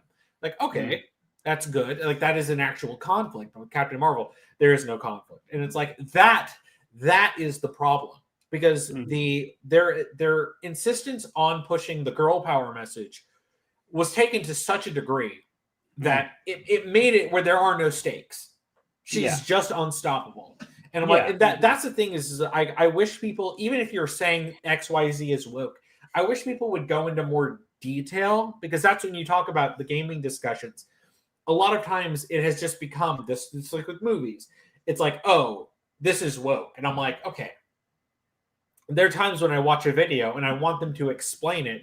And they end up just complaining about superficial aspects. And I'm like, I want analysis. I want details. Details. I that's the thing. I want to hear more about how the writing and the like, if we're going to talk about, the gaming, like how the mechanics work and things like that. And just to be clear, like when I say like, arbitrary political messaging is what makes something work, that doesn't mean I want messages in there, arbitrary messages that appeal to my political side of the fence. Not that I really have one, because that is, again, it's taking me out of the movie and it's reminding me about current political discussions. And it's just kind of like, why does this need to be in here? Why? Like, it's just, no, like, just get on with the movie. Like, I don't need a speed bump so that we can stop and fucking talk about this shit and explore it, and then we get on with the fucking movie. Like, it just doesn't. Yeah, like, so yeah, it's not just. But the problem is what tends to be pushed is, the pro feminism, the pro trans, the pro this, the pro that, on the far left side of the spectrum. So that's why you see it the most. Anyway, but anyway, that said.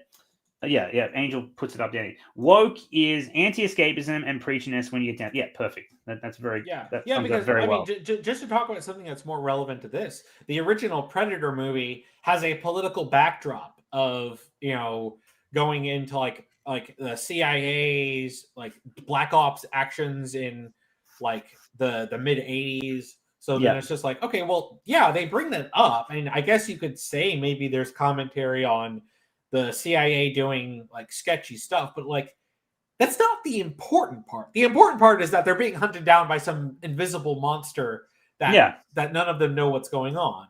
That's the true like story of the movie.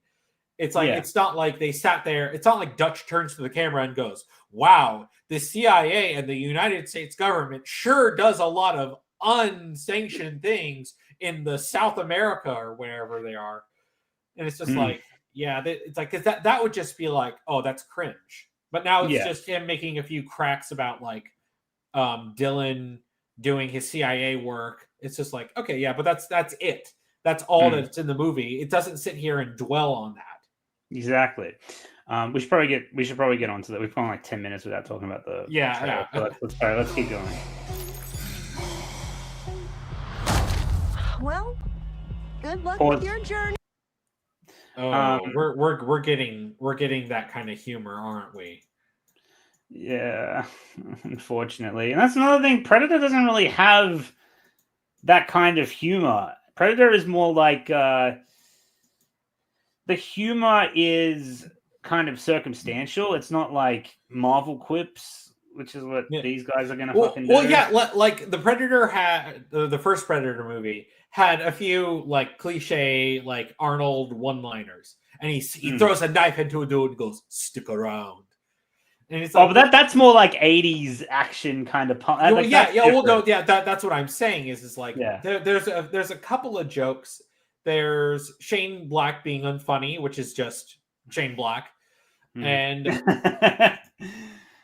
but it's just like, the thing is this type of whoops, well, that happened kind of humor.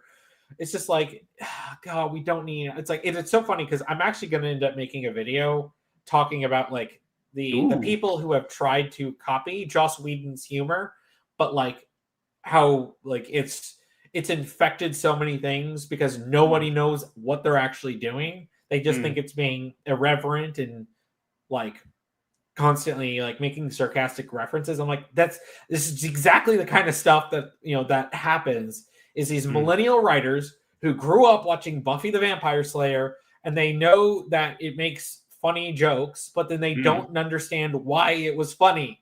I was gonna say, where's his mask? I'll tell you exactly where his mask is. He's gonna get his mask when he beats the creature, and they're gonna surf Dracula this. What? Sorry? Oh, surf Dracula. Do you not know that? Nope. Oh, okay. Basically, it was a tweet someone made years ago where they were like, actually, you know what? Let me just grab a picture of it and put it on.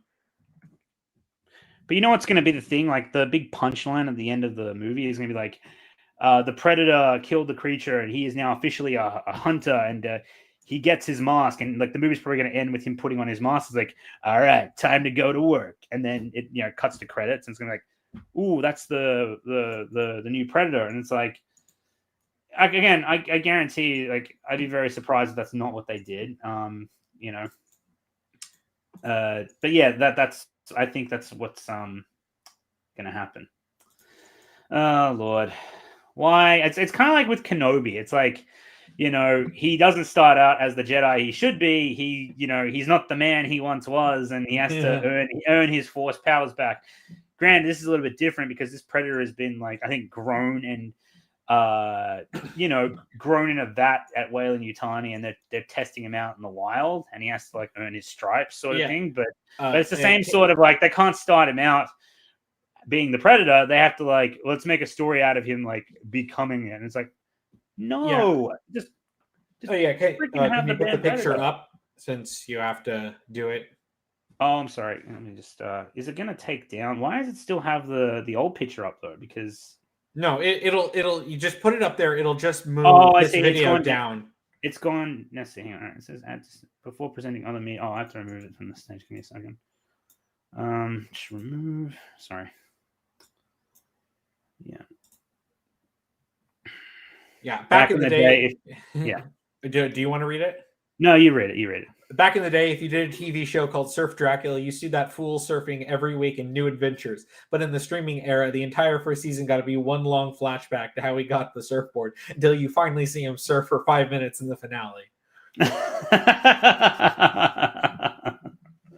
So yeah, that's what's been described as Surf Dracula, where it's like they're like, oh, this is the thing you're here for, but we're gonna wait until like the very end, and then you're gonna get like 5 seconds of them with doing the thing that you want them to do.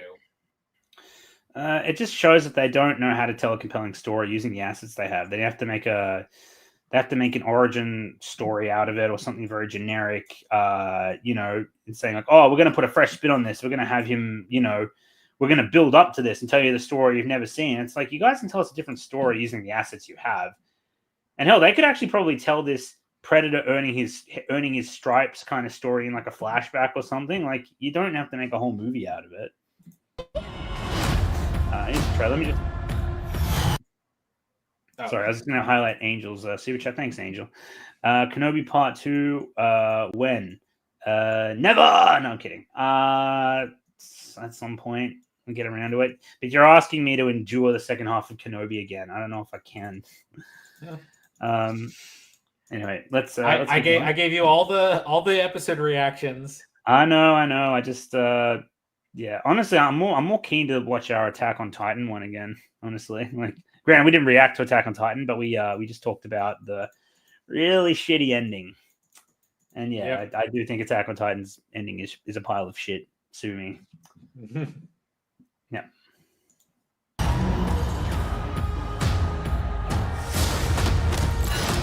Yeah, wait, pause. Go back just a tiny bit. Did the android lady, did she jump with half a body? Yes. Yes, yeah, half a body. How the fuck did she do that? Because girls get it done. She just like, what does that remind me of? It reminds me of Wolverine when he like flies forward with both of his claws. Yeah, no, it's like yeah, like, oh gosh. Strong female protagonist, ladies and gentlemen. She's like his Cortana companion. He's like, if you go back a little bit, it's actually kind of like Demon Slayer. He's walking around with her like Nezuko on his back. Yeah. With the box on his back walking. It also reminds me of C-3PO in Empire after he gets obliterated. Oh, that's true. That is very true. And Chewie is carrying him, and he's just sitting there yapping the entire time. Wouldn't be surprised if that was actually trying to pay homage to that. Like, dude probably made this probably a huge Empire simp. And also, for people who say that Empire had no childlike silliness in it, what do you call C-3PO, you know, putting together a robot that got blown to smithereens and fighting with little junkyard aliens to get his body parts back? That's the childlike silliness you pretend is not an Empire. Sorry, I'll never miss a chance to point that out because I get so sick of people pretending Empire is the bestest one because it's the most dark and mature, and all of Star Wars should have been like that. It's like, no, Empire was just as silly and fucking childlike. This is a movie for 12-year-old boys. So, well, yeah, they all are. They're all for that young, 10 to 12 demographic primarily. Oh. I like Angel's comment. The one she just made. Oh, Black Knight and Monty Python. And the Holy Grail. Yeah. War No Legs Back. Okay. I have seen clips of that, so yeah. I know it's just a flesh wound. Tis but a scratch. You lost your bloody arm. I've had worse. Yeah. All right. Let's keep going. Here, you're not the Predator. Wow, that What is that? Where is she? What's she doing? Wow. Yeah, you put the Star Wars seismic charge. I was just thinking about that too. Well, you reminded me. It's like, yeah. Hang on. Wait, Link fan, I think I've upset him. For your crime of calling the Attack on Titan ending, and I quote, a pile of shit. You must now watch all 1,000. Why are you booing him? He's right. No. You must now watch all 1,000 episodes of One Piece in a single sitting as punishment. I mean, my fiance is like the biggest One Piece fan on the planet, and every time she gets me to watch it, I always tell her the same thing. I refuse to watch 1,000 episodes of a Dragon Ball ripoff. That's gonna get me some real hate, but I'm joking. I always just say that just to stir her. Ames is gonna jump right on that, I'm sure. But One Piece is actually good. Let's not turn this into an anime discussion. At least let him watch One Piece. I think it's like a parody series. Oh, I'm sorry. Right. Like DBZ abridged, maybe. I don't know. Anyway, so oh, that's a spicy take. I said it to her all the time. She has not convinced me to watch One Piece yet. I think we watched like the first 9 episodes, and I'm like, this really doesn't look like it's for me. But yeah, like it doesn't. One Piece doesn't grab me. It doesn't hook me in. Attack on Titan hooked me in, and then the ending fell apart. So I'm less than nice on that account. Revenge of the Sith is definitely the darkest. There are barely any lighthearted moments after the nightmare. Yeah, good point. Very good point. And yeah, that's why I get really annoyed. People say, "Well, Empire's the darkest." It's like, no, it's fucking not. And it's not even the most mature either, not by a long shot. Anyway, let's keep going.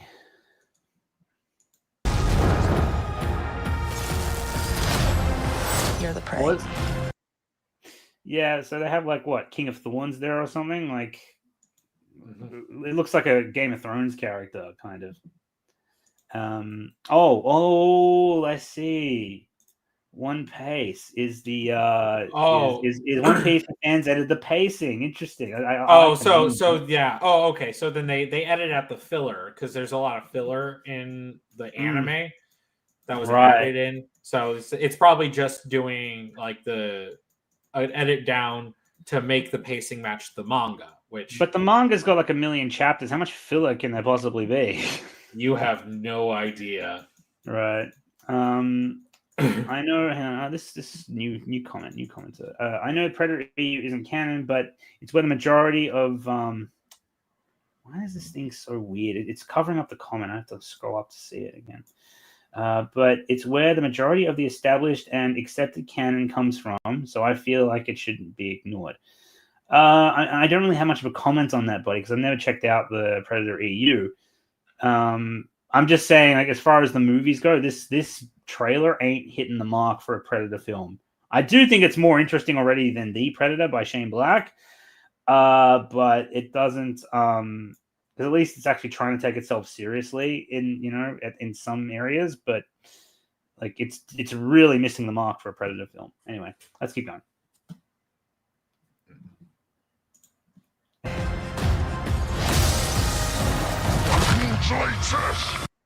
I am prey to none.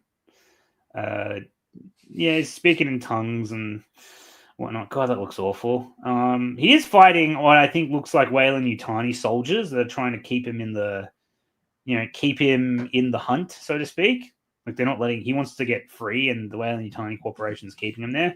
So maybe he is going to fight some humans, but he wouldn't fight him that way. The Predators are stealthy. They're meant to be. God damn! I think back to the first Predator, and I'm just like, fuck. God, that movie was so fucking good, and there's none of that here. Yeah, he spent so long just stalking them and watching them before he actually kills any of them. Yeah, he sizes them up. He does the same thing in Predator 2. He does the same thing there. He really takes his time, and he scopes out the city. He's learning behavior patterns and who the alpha is and things like that. Arnie was obviously the alpha in Dutch. I mean, he's in his group. Yeah, he's a hunter, not a killer. Thank you, Link. Appreciate it.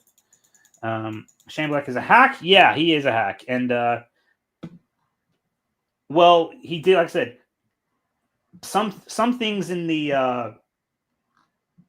90s I appreciate that he did, but it's like he's still got that high school jock mentality when he fucking makes movies and he doesn't know what the fuck he's doing. It's like people still like these kind of movies, right? And it's like, no, you don't know what you're doing. You're the most tone deaf fucking director I think I've ever seen in my life.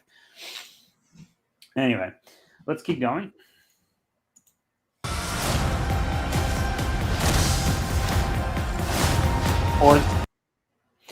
So first hunt, last chance. I'm guessing that, that's what I mean. Like I say, he's just being introduced into the wild. He's learning how to be a hunter from the Weyland-Yutani Corporation that's trying to make a soldier out of him, I'm guessing, which is a really dumb idea. assuming that's what they did. Because Weyland Yutani likes to take everything dangerous and turn it into a weapon for themselves.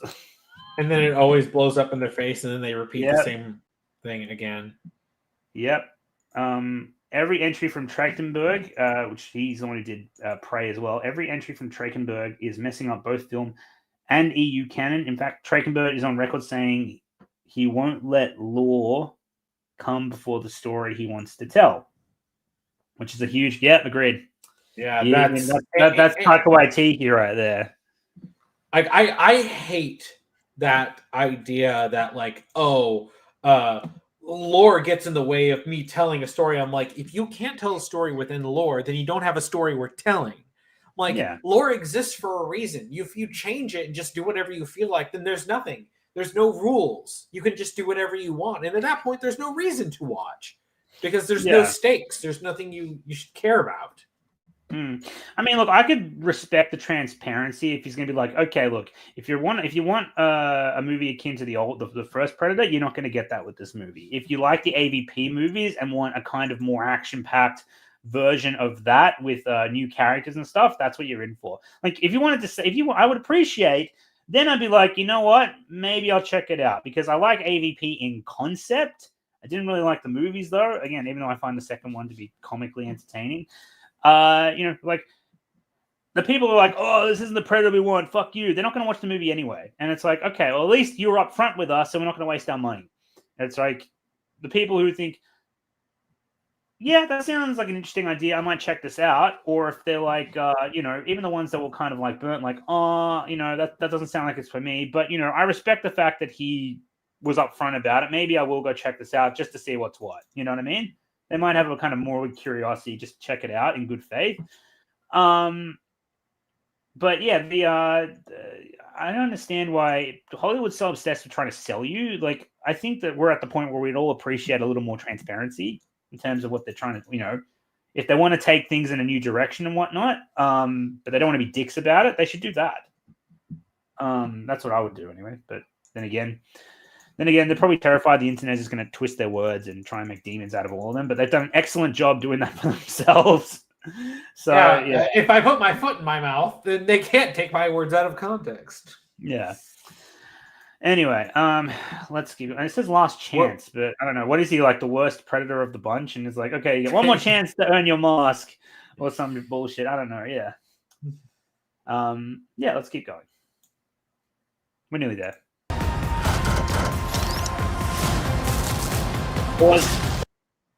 Yeah, he's using human weapons, which I find really strange, and he's fighting like what looks like the head hunter of that world. Yeah, so he's using like a Weyland Yutani machine pistol by the looks of it. Yeah, you can tell the writing is upside down for some reason, but he's getting into a Weyland Yutani vehicle. Blah, blah, fuckity, blah. They can't stop shoving that fucking name everywhere because it's like, guys, it's in the Alien universe. I'd be very surprised if it doesn't directly reference Romulus. We need a big red circle around the Weyland part and an arrow pointing to it. 10 things you missed in the trailer for Predator Badlands. Yeah. They, I'm pretty sure that it's actually an actual thing that predators don't use human weapons. Like they don't. They see that as like sacrilege or whatever. I'm pretty sure that's a thing. Ghost points this out. Yeah, like I mean, even I got because even though it's not like I'm sure it's established elsewhere outside of the maybe it's established in Predator 2. Actually, I have to watch it again because I'm pretty sure he has access to like assault rifles and stuff in the city. He doesn't use them. He likes his own. Yeah. First of all, his old weapons are better. His own weapons are way better than the fucking ones humans have. And yeah, like he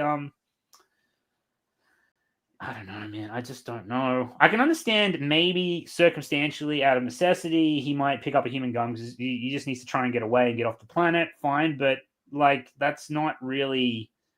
My guess is because he's been raised by Weyland Yutani that he doesn't indulge the Predator like customs, which would make sense in isolation. But again, it just kind of feels like it's going out of its way to be different and. Well, yeah. You know what I mean? Like, very, very, like, fine, it makes sense, but why? Why are we doing this? Well, You know what I it's mean? and it's also it's one of those things where it's like they do it and they're like, well, there's an explanation why this is different. I'm like, okay, yeah, but just because you came up with an explanation doesn't mean that this is what people want to see. And Yeah, it's like but if it was going to be different, then I'm like, okay, but then you're going to need to do something interesting with the fact that he's doing something different. Like if there was another predator he was fighting, and like this was like something that he was beefing with him over, like you're disrespectful, you do not follow the culture. It's like if they were doing something with that, right? Like if like they made a point about it, that may have been something interesting. But I'm like, they don't care enough to do that. Yeah, no, exactly. Judging by the trailers, early on, he handles all his web equipment except for the sword, likely when he fights the big tentacles. Are you watching all the trailers? We're going to watch the final trailer after this. We're nearly through it. We'll probably get onto the final trailer in like next 5 minutes or so. But yeah, we are watching. As far as trailers go, we're watching those two. I don't know if those are all the trailers, but maybe there's a couple of TV spots we're missing. But whatever, we don't want to look at everything. Anyway, let's keep going.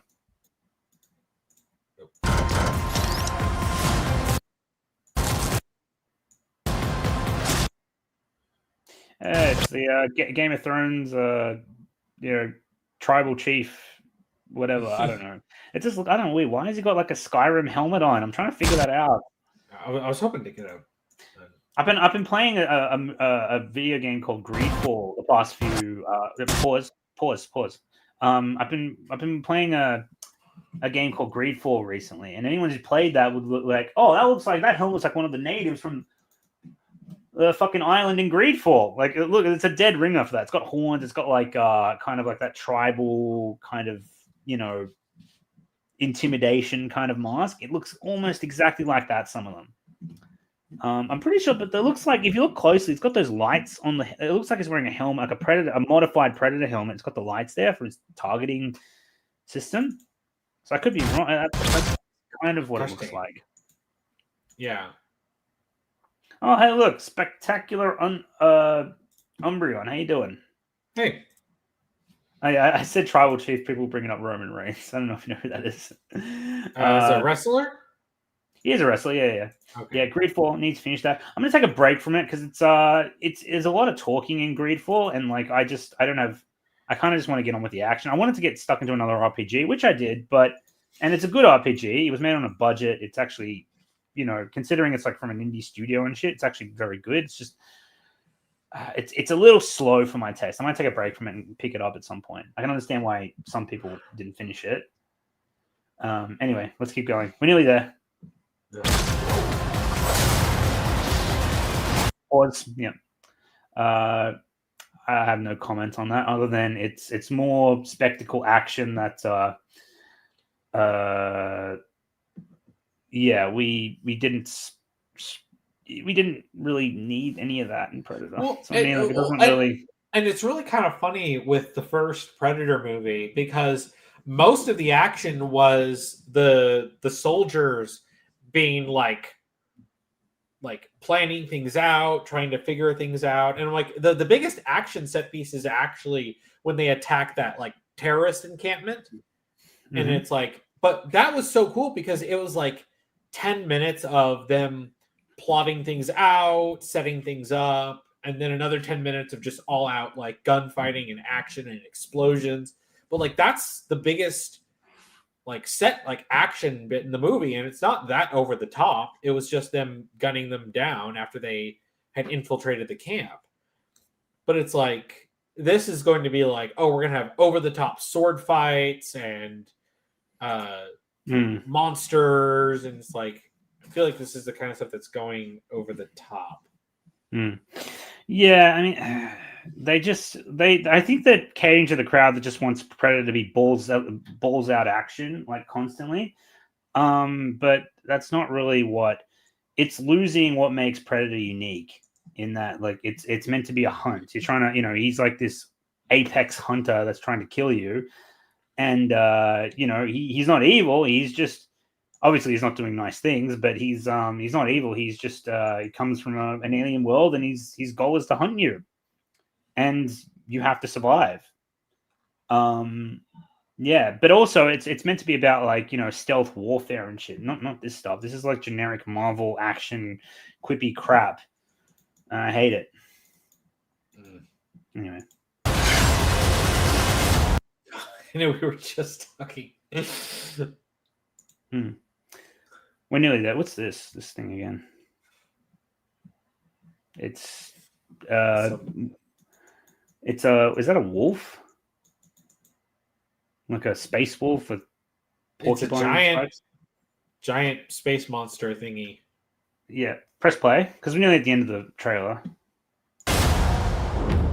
If you go back actually, tiny bit. Actually, if you go back just a little bit, just to the where it has its mouth open.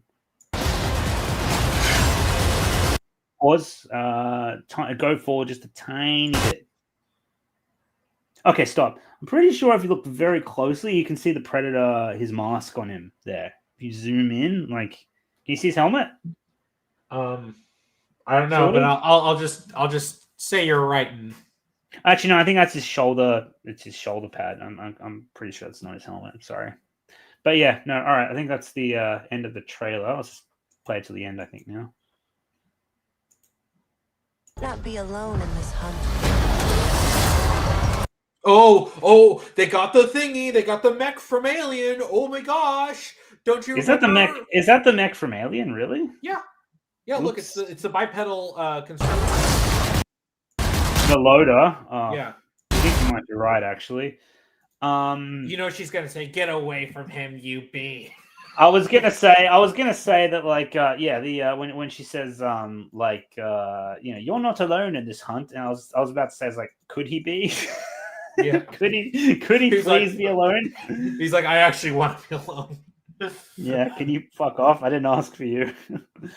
All right, well, that's the end of the official trailer that didn't do the. I mean, it did well, based on the ratio I saw, but it also had a lot of people hating it. A lot of comments I saw was like, it was really depressing. It's like, this is what Predator fans have been asking for. I was like, no, it is not. No, it is not. This is the pause. Yeah, this is the final trailer, right? Yes. Okay, let's get into it. Fuck. All right. Crash landing. Another happy landing. It's like if Obi-Wan got like what is it? Rotoscopes? Is that the way you do it? Yeah, rotoscopes. Like walks up to him. You see his boots, and it's like he looks up. Another happy landing. It'd be a nice edit. This is just like the Endor, but they failed. Zoomer Predator is what everyone said with the first. I don't think the Zoomers even wanted that. I think it's just I blame the. No, I think it's because like the Predator is so young. It's like a Zoomer. Oh, I see. You got like the Gen X Predator, and you have technically the Millennial Predator, and then the newer Predators. But to be fair, like the Predator that Shane Black did, like Shane Black was from that older gen, and he made it the worst Predator by far. So, what does that tell us about generations and how out of touch they are? Some of them. Not to say that all the new generation is, in touch by any stretch, but yeah, there's fault on both sides. Predator looks like a Zoomer. Given how quickly the Predator crashes, I could easily believe this one was a. Given how quickly the Predator crashes, could easily believe that this one was a female. I don't know if that's meant to be a joke or not. It's saying that women can't drive. I'm sorry. Thanks for pointing that out to me. You'd have to excuse my friend. He's a little slow, but he has a good brain. That's from Tropic Thunder, isn't it? Yeah. Sorry, the joke is still. That was good. You don't know? He's like, of course, women can't drive NOMZ. You gotta be casually misogynistic. No, it's the joke. I know, no, that's fine. I just it just took a while for it to click. That's all. Anyway, let's keep going.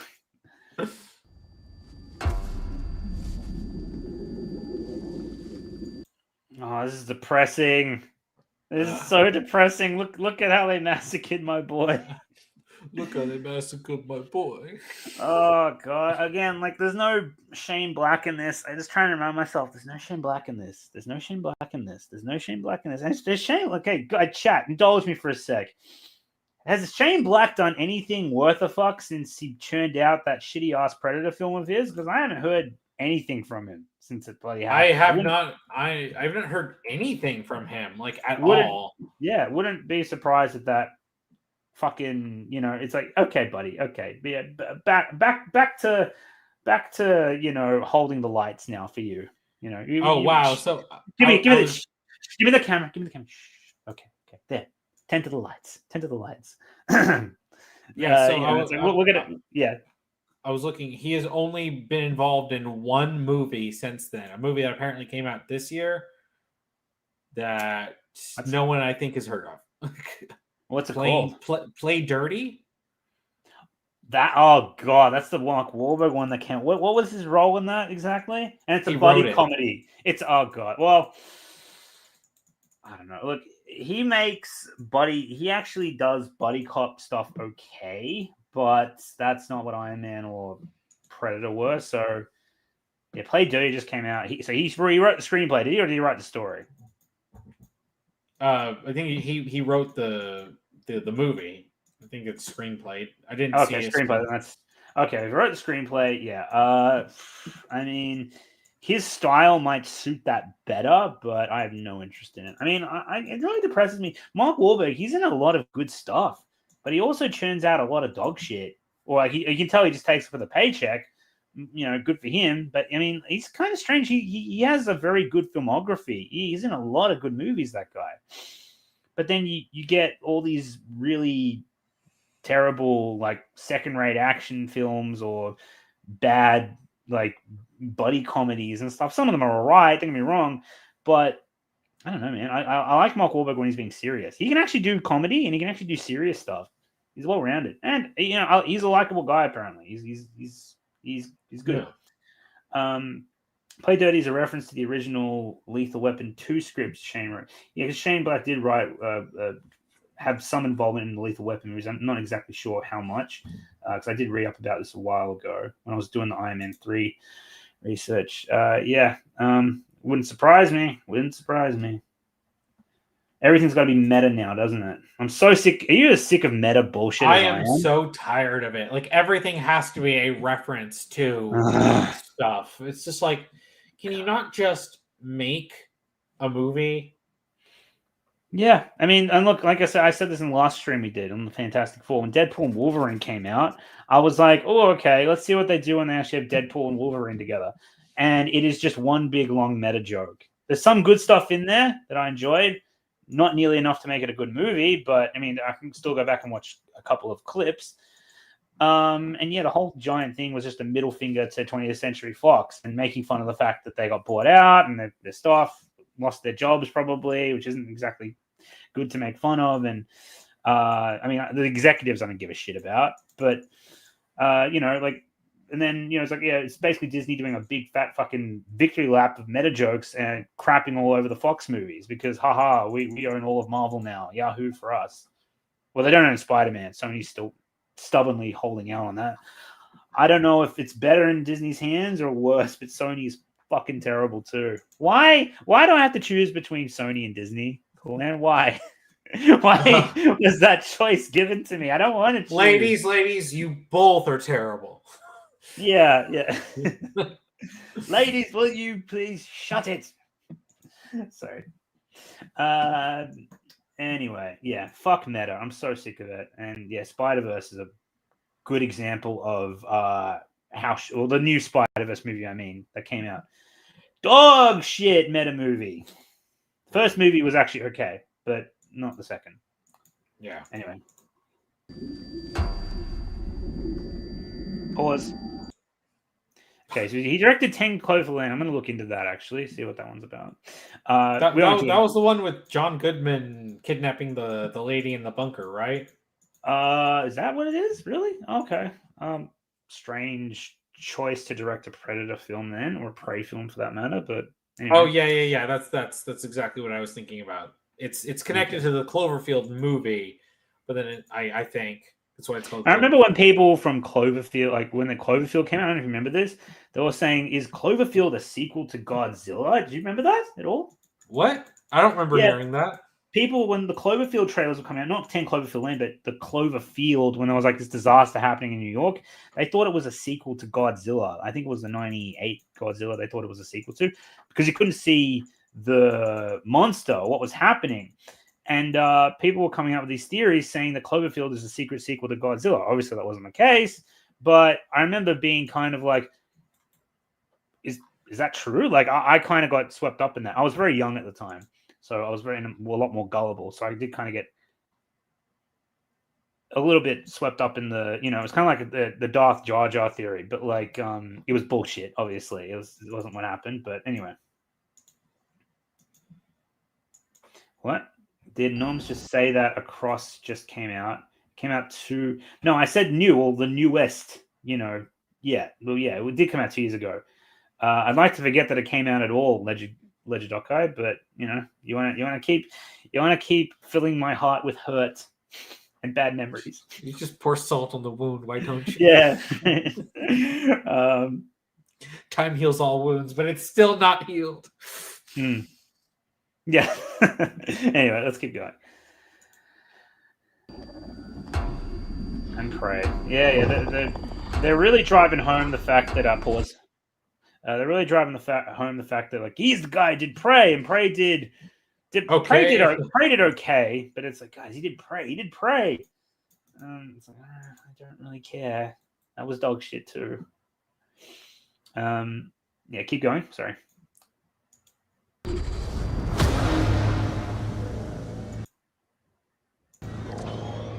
Welcome to the most dangerous planet. Pause. Like, I mean, I'll give it this. Like, some of the monsters are actually kind of intriguing. Yeah. It does kind of look like, I mean, I actually, that does, maybe it's just got something to do with the sound, but like, it really does believe, like, I can actually, like, it actually looks good in that, like, oh wow, that Lovecraftian tentacle monsters, like, Tarzaning through the fucking trees, trying to get me. We're trying to get the predator. Anyway, let me point out the Deadpool movies. The Deadpool movies, what distinguished the first two from the third one is that the first two actually had a story. I mean, look, I don't like the second one nearly as much as I like the first one, but the first two Deadpool stories actually had stories and a plot and everything. Like, whereas Deadpool and Wolverine is just the whole fucking movie is just meta bullshit. That's the difference. I understand that Deadpool is meta. He's a meta character. He's portrayed as such. That's fine. But the third one took it to the extreme, where it was just nothing happens the whole fucking movie. Like, right, stuff happens, but no story fucking happens. Right. If you look at the first Deadpool movie, it's about him trying to get revenge on the guy who screwed him up in the first place. All right, that's the plot. The second movie is Cable's coming back from the future to stop something bad from happening that leads to the death of his family. So that then Deadpool is like trying to deal with the fact that Vanessa died. So that's the story.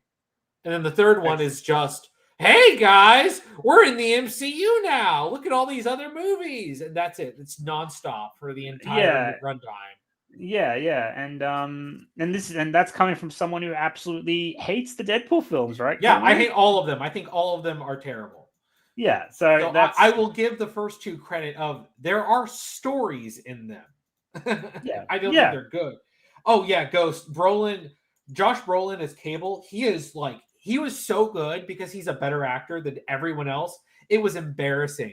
He was like mogging every time he was on screen. It was like so hilarious that you can see that even especially Ryan Reynolds, it was just completely out of his league compared to Josh Brolin putting in this Oscar-worthy performance despite the writing being mediocre. It's just like he was so much. I was just like, oh my gosh, he's actually a really good Cable. Don't get me started on gender bent New Zealand Rebel Wilson. who's the tag along character of interest in Deadpool 2 that they built an entire fucking movie around because they thought he was funny, and he is not funny at all. I hate that kid. I don't think he's a kid anymore. He's just he's fat. He's obnoxious, and he's New Zealander, and apparently Hollywood thought that was funny, so he kept getting roles for a bit. Like, sorry, I can't. You can thank Taika Waititi for that too. Actually, I'm pretty sure he had a hand in that. Anyway, let's keep going. In the universe. Ooh, it's like a super elephant. Why? Yeah, sorry. No, I won't touch that. Actually, let's keep going. Where everything is trying to kill you. Pause. Everything's trying to kill you. Fine. I wouldn't be surprised if this is like a Weyland-Yutani like engineered like planet. Like it's not a wild planet. It's like they're testing him. So maybe they, constructed a good portion of the planet to like be like incredibly hostile. You know what I mean? Like so that they can. If they did, it's dumb. I'm just saying maybe that's the way they're going with the movie. I don't know. I'm just so depressed about all of this. Anyway, let's keep going. I need a hand. You need to go away. Wait, I don't. You're here to prove yourself. Pause. Why is he proving himself to Weyland-Yutani though? I don't get it. Why? It doesn't make any sense. I like this. Everything on the planet is trying to kill you. It's like so the Predator landed in Australia. Not bad. This guy. I like this guy. He's full of jokes. I like his jokes. Not bad. Keep him coming. Hunting something that can't be killed. Pause. What do you mean it can't be killed? You can just fucking. It just doesn't. It's so dumb, dude. It's really stupid. What do you mean it can't be killed? Anything can be fucking. Like the first line in bloody. Well, not the first line, but in Predator 1, it's like, yeah, if it bleeds, we can kill it, right? I'm pretty sure the Predator was once perceived as unkillable. Dutch killed it.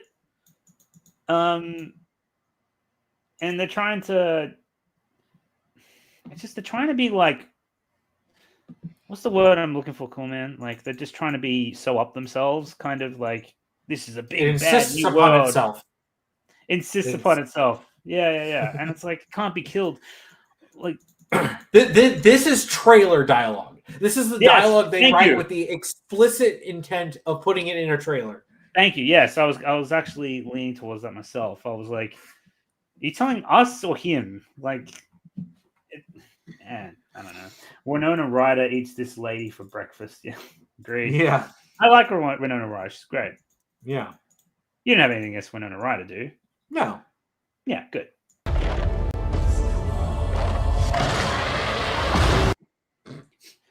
Oh, it's like saying what is it? The mummy joke where he's like, rah! Yeah. Rah! Yeah, it's like I'm the big bad and more scary than you, and I can't be killed. Apparently, dude has a fucking laser sword and a laser bow. I'm pretty sure that can kill anything. Well, he needs to do the Hercules thing. He dives into his mouth and he like slashes its head off from the inside. Angels come. Predator versus Australian Wildlife would be a better movie. Yes, it would. Yes, it would indeed. And then the Predator is like on the ground bloody, and he's like, "Did I fight the most dangerous animals?" They're like, "No, those are just the marsupials." It's like, I finally beat Goku. No, that's Yamcha. Did we get them? You'd be like, "Nah, mate, you haven't even got to the kangaroos yet, let alone the emus." Oh, that is a great stereotypical Australian accent right there. Good work. I give you points for that. Thank you. Oh, hang on. Okay, that creature apparently had a Wolverine-style healing factor, which is why they say it can't be killed. Oh, that's different. Okay, well, that's fine. Okay, fair enough. But, like, But he's I don't got a know. laser sword.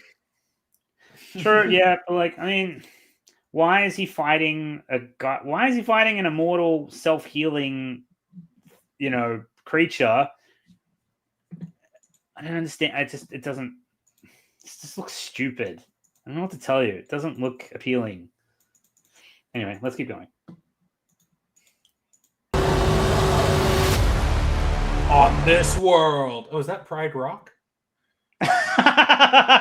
Yeah, it looks like Bright fucking Rock, doesn't it? Man, yeah. Yeah, I can't do that. I don't know. Predator, you're about to become a part of the circle of life.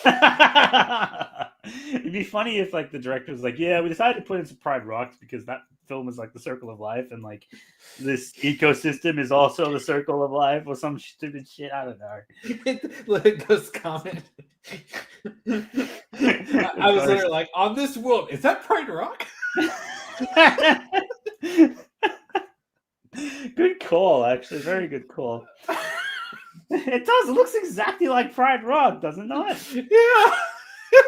I don't know if that was intentional or not. Maybe they'll try to get away with it. I don't know. Oh god, my jaw's hurting me, man. I can't stop smiling. Oh gosh. Oh. All right. Okay. All right. Let's continue. Yeah. Let's continue. The prey. Yeah, this is trying way too hard to be like, what they think is edgy and ultra cool, and what douche bro. Oh, this is so epic. Oh. Hang on, I can tell you why he's doing it. If you want to know, they explain it to us. Go for it. I'm all ears. Yeah, I don't think we're going to be too broken up about spoilers. Yeah, but even still, it might actually help us make sense of this trailer. Yeah. And the other one. Missed you too. Where the fuck have you been? Oh, wondering why no. Oh, dude, don't fucking worry about it. Just look after yourself. Yeah. It's the important thing. Let us know when you have a new, get new employment and stuff. Hopefully soon. Shadow 05, the Shadow the Hedgehog game. Oh, Shadow 05. This is not okay. Well, we'll keep going, and if Jason wants to tell us what this is about, go right ahead. The Predator's going to be running. He's like, I'm looking for that damn for Chaos Emerald. Congrats! You got a new job. That's fantastic. All right, everyone root for Charlie that he gets this job. Well done. Yeah, we're sorry about it. Gen V is hot right now. That's the show on Amazon. Haven't watched yet. I still got to watch Boys season 4. So anyway, that's I have no interest in Gen V until that happens. Anyway, let's keep going. Unless you become the Predator, probably. Yeah. The ultimate Predator. God. Oh my gosh, he's so cool. Yeah. So basically, they're testing him out. They're trying to make him, they're trying to, they're making him earn his stripes. Basically, when it doesn't. Sorry, I just found Angel's comment hilarious. Ice Age is canon to Aliens. Lion King is canon to Predator. Okay.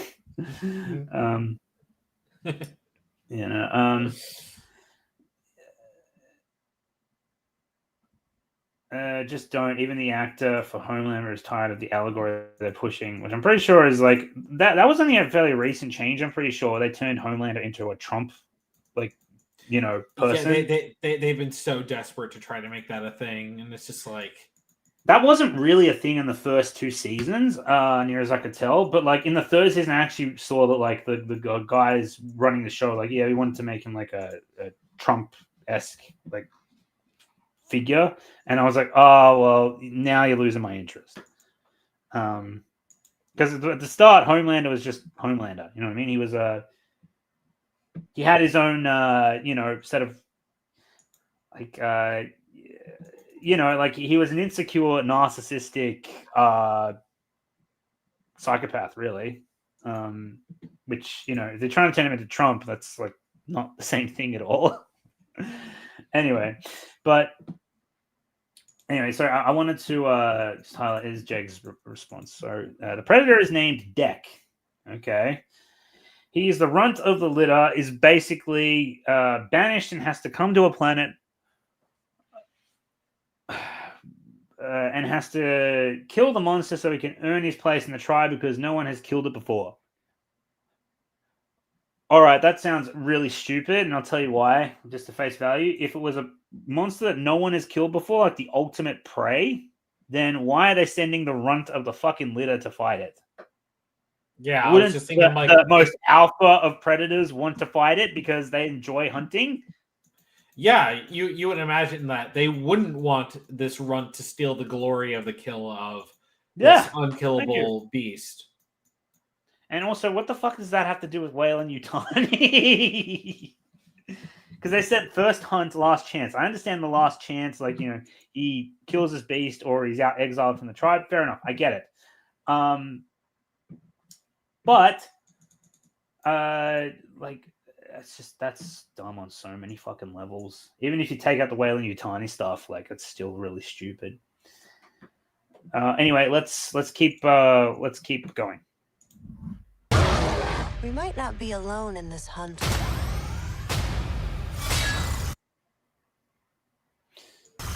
So what is Weyland-Yutani? Okay, so maybe Weyland-Yutani is arriving there because they want to take the creature in and they want to do basically into a weapon, and then it'll go all wrong. Tired, cliche, repetitive, stupid. Right there. The plot of every single piece of Aliens media at this point. Yeah, that's another example. I think I see. Whatchamacallit? Angel actually made me think of something. She was referencing Homelander, a man-child with Superman powers. There's no Superman powers. He's so much weaker than Superman. Even Superboy would dog walk him. Saiyan Saga Vegeta would dog walk. That's fucking true. But thing is, when you think about it, like, where did the Saiyans send their weakest to? Well, they clearly sent them to the most dangerous planet in the universe to kill the unkillable. Right? No, they did not. They sent them to the weakest planets, not the strongest. No way. Yeah. And the Saiyans, much like the Predators, in fact, they weren't hunters. But they were a primal society of warriors that love to fight. They have a battle instinct to fight. So they don't really have much use for warriors that they don't have much fighting potential, or they don't see much fighting potential. And that's what makes Goku different, because he got sent to Earth, and the Earthlings, he went through some trauma, and the Earthlings changed him, and he worked hard to obtain his strength, and that's what makes him different, an outlier from the actual Saiyans that sent him there. Anyway, but the logic for why they sent Goku to the planet Earth is 100% sound, is completely logical. Whereas what they're doing with this Predator, based on what Jegerson said, the logic doesn't make a damn bit of difference. Doesn't make a lick of sense.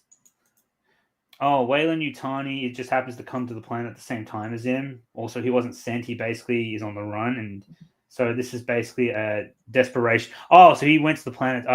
Okay, that's different then. That's different. But it's still stupid. If you're the runt who can't even keep up, you're going to go out and kill the unkillable monster that no one, even your best warriors, can't be. So they're basically trying to make a Predator underdog story, is what I'm gathering here. And then Weyland-Yutani shows up at the same time. No. Like, this is a clusterfuck, putting it mildly. Where is it? Rats were dog walking. Vegeta is worth 15 Raditz, and Homelander is worth like 0.01 Raditz or something. Well, seriously, all the humans by the end of original Dragon Ball would dog walk Homelander. Yeah, no, freaking Tien would make mincemeat out of him by the end of the Saiyan saga. Yeah, he's gonna sprout those extra arms, and Homelander's gonna be, Vought, please come pick me up. Homelander will use his eye beams, and Tien will just fucking Kiko! yeah, Kiko! I call it the tri-beam because it sounds so much better. But tri-beam. Hell, the Dodon Ray would roast his fucking. Yeah, Piccolo special beam cannons him. Oh god, like the Japanese pronunciations of those attacks, it's like I've got to give the English dub credit for just simplifying it a bit. They didn't touch Kamehameha though, thankfully, because that is like easy to say. Because imagine if you were like special turtle beam. No, they say on the tongue. Yeah, destructive blue beam. Oh, Angel makes a very important comment here that would have solved all this guy's problems. Yeah. He should have just injected autism into himself. Yeah. And he would be able to be a predator. Yeah, because that's a thing. Yeah. Is he just going to be sitting there chugging down Tylenol pills, being like, I have to get the autism? Yeah. Oh, Lord. Yeah. All right, let's get this over with, yeah? Well,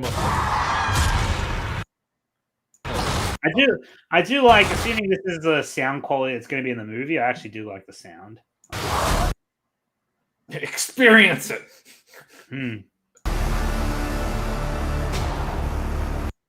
Elephant rhinoceros. Sliced in half. I will not experience this in IMAX. No, thank you. So he's the Predator tribal chief, I'm guessing. Yeah, he looks like he's got the Predator mask on, and yeah, he's the one I said.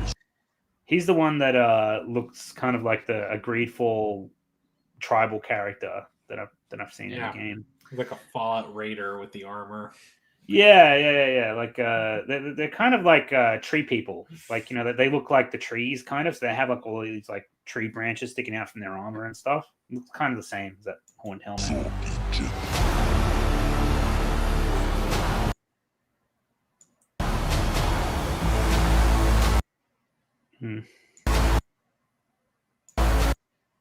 That's like, go back.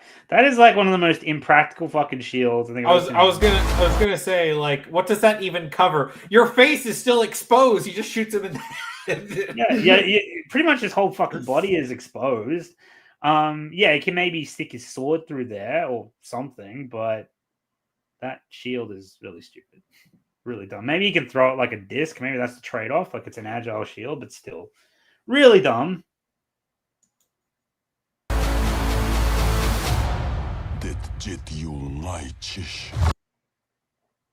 Are you sure he's stowed away? It looks like he is being sent there. I don't know, because now Jackson's saying that he when I first saw this is news to me. When I first saw the feral predator unmasked in Prey, my first thought was, why does the predator have Down syndrome?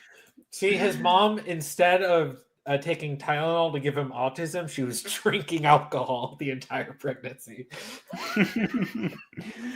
What the fuck kind of shield is that? Yeah, I agree. Yeah, spend your money elsewhere. IMAX for this movie? Heck no. Yeah, I can agree with that. What am I doing? I swear, if I haven't heard of Evil Superman, Homelander is the most recognizable. All right. Adam West Batman has a better shield, apparently. I don't really can't speak to that, but maybe you can. I don't know. I'm not familiar with the shield, but he probably does. Oh my gosh. It's a clear shield, the bat shield. Okay, this is actually pretty funny. Okay. And I'll read Jegson's comment. I hate the new Predator language. It sounds like discount Huttese. I call it Huttonese, but yeah, Huttese is the official word. Yeah, it's like wannabe Klingon. Well, Huttese is actually Star Wars language. Well, yeah, I know it's spoken by the Hutt. Oh, sorry. Oh, right. Like, it's discount. like I got Klingons you. from Yeah. Star Trek. It's like they Right. want to be like that. But actually, Klingon is actually apparently a real like language, like an Yeah, actual. they ended up Yeah, making a full language out of it. yeah. Huttese, on the other hand, is just gibberish. But that doesn't. I mean, I give Star Trek points there over Star Wars, but I mean, like George Lucas knew like we don't really need to make a whole language out of this. It just has to sound like alien, and that'll be enough. Like and we'll just add the dialogue over the top. That's fine. And it's true, it worked out well. And apparently, like Hayden Christensen in Attack of the Clones, like all of that Huttese dialogue he did was improvised. For those of you who think that there was no improvisation allowed in the prequels, it's quite the opposite. This is going to be PG-13, is it? Interesting. Read your other comment. Which other comment is he talking about? Did I miss it? I don't know. What kind of shields are... I read that. What are you talking about? Unless I missed another one. We need to feed you. Yeah. What's that? Tylenol to Tylenol. To cure you of normieism. Yeah. I'm not a normie. I'm only a normie on some subjects, but not Predator. Predator, I know what I'm talking about. Yeah. Honestly. Okay. So I was just looking up. Yeah, it is confirmed. Predator Badlands will have a PG-13 rating, and it's something. So no blood or excessive violence, basically. Yeah.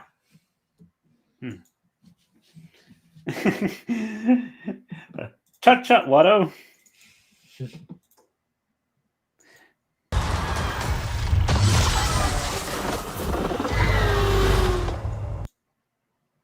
Predator. Right.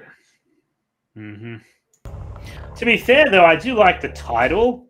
I just don't like anything I'm seeing in this movie. Except for some of the weaponry being good, the sound design being good, some of the creatures being interesting to look at.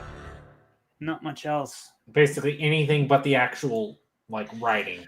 It looks better than The Predator by Shane Black, though, by a country fucking mile. So if I can tolerate that, maybe I can tolerate this. But, I mean, honestly, I'm not even looking forward to watching this. I was never looking forward to this. I just saw the trailer and I was like, fuck this. Let's maybe do a stream reacting to it. Which I hope you guys enjoyed, by the way. We'll stick around for a bit longer. Maybe, another 5-10 minutes, you reckon? Sort of? Yeah. Well, we managed over 2 hours just looking at 2 trailers. Well, we spent the first half an hour basically just dicking around. Yeah, so it's just under 2 hours, really. I might put a thing in the, just so not too many people get upset, I'll put a thing in the comments saying, it starts at 39 minutes if you're that interested to get to the reaction. Well, yeah, actually, if you want, I can get timestamps from it, and you can just put it in the description, and it'll automatically I can add that myself. I think I can. I'm pretty sure it was the 39th minute though. But yeah, no, it's just some people get really, anal about that. I never have, honestly. I like introductions when people kind of take the time to come in, explain themselves, and it's different with because this is a reaction, but it's not like we're not reacting to it in real time. We're slowly going through it. We're slowly going through it. We are slowly going through it and dissecting it and breaking it down and examining it and criticizing it and whatnot. It's not quite the same as a reaction, like your standard reaction. So I can understand people say, I just want to get to the reaction. Why don't we just with people who actually do reactions? Why does it take someone to get the reaction? Because all I want to see is the reaction and people's facial expressions and shit. Whereas ours is a bit different. We like to elaborate and we like to talk. Well, yeah, it's like we're actually talking because we pause through this and we talk about stuff rather than because it's like when me and Angel do our reactions, that's nonstop. We don't pause. We just go through it. Yeah. Well, like I said, we break it down and whatever. And I think an introduction is important to show where each of us is coming from on the subject. I explained my experiences with the Predator films. Yours was a lot quicker to get through because you hadn't really watched them until recently. You only watched the first one, which was enough to get a reference. And you loved it, predictably. Yeah. Whereas I've seen pretty much all of them except Prey, because granted, I'd rather watch Prey than the Shane Black movie, but that's not saying much. Yeah, and obviously, we all predicted it, didn't we? Disney gets their hands on Predator. What's the first thing they do? They force strong female leads into the movies. You know, whether or not it makes a lick of sense or not. It's like, yeah, we're gonna do a strong female protagonist story with Predator. We're gonna do a strong female sidekick protagonist with Predator Badlands. You know, arbitrarily thrown in there. So yeah. Oh gosh, but yeah, like that's the one thing that would have linked this movie to the original Predator was the design of the Predator, and they couldn't even get that right. Like, yeah, it looks like dog shit, dude. We are in for some dog shit. Fucking dog shit. What do I need to get an adaptation of the AVP comics? I'm not familiar with them, Ghost. I'm sorry, I can't really comment. What have we got here? Also, movies confirmed PG-13. Everything better than that Shane Black travesty. You guys, people saying that it can always get worse. You would have to try hard. You would have to be actively trying to outdo Shane Black's incompetence. Mm-hmm. You know, Kathleen Kennedy and Disney Star Wars has struggled to keep up with Shane Black. So I mean, and that is saying something too. So you know, oh Lord, gosh, do you have anything to add to that, cool man, in terms of the trailer? No, I think we basically said everything that could be said at this moment, at least. All right. Well, like, I don't know. What do you think it's going to do box office wise? Let's say it's actually good. What do you think it's going to do box office? Well, shoot, I haven't been keeping up with the box office of the movies. What did Prey do box office wise? Because that was, you know, I've heard some people say it's pretty good, and I've heard other people say it's shit. The sensible take, I think, on Prey is that it's mid, like painfully mid, which people were, you know, flogging it for being like, it's kind of like, you know, even though Mandalorian was shit, like some people think it's mid, and they flog it for being like the greatest thing ever. Like I was getting some of that too, because oh my god, it's so much better than the fucking Shane Black movie. Probably, I wouldn't be surprised if Prey did okay at the bottom, you know, 400 million maybe, which is good for a Predator film.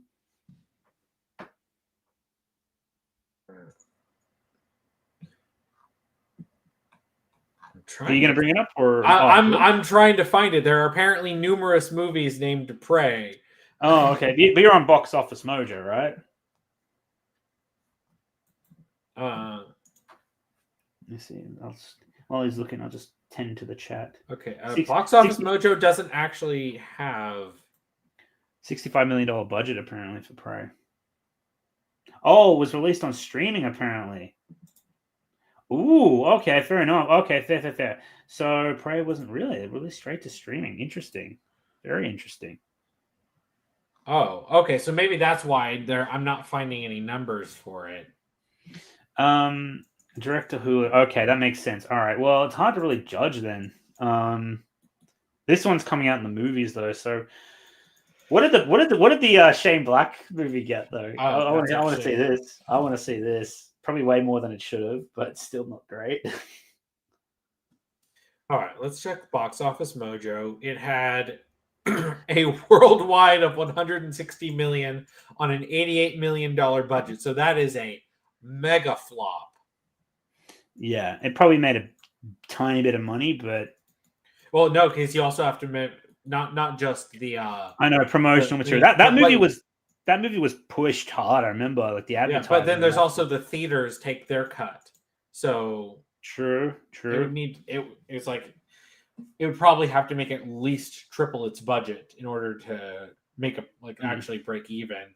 Yeah, probably 300 million or something to make some money. Well, that fills me with a lot of joy that it bombed terribly.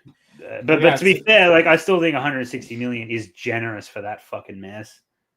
That dog shit. Holy hell. Like, yeah. So, you know, at least I can sleep better at night knowing that. Sleep. You're just gonna be like, I need help sleeping. Shane Black's movie flopped, and you're like, Yeah.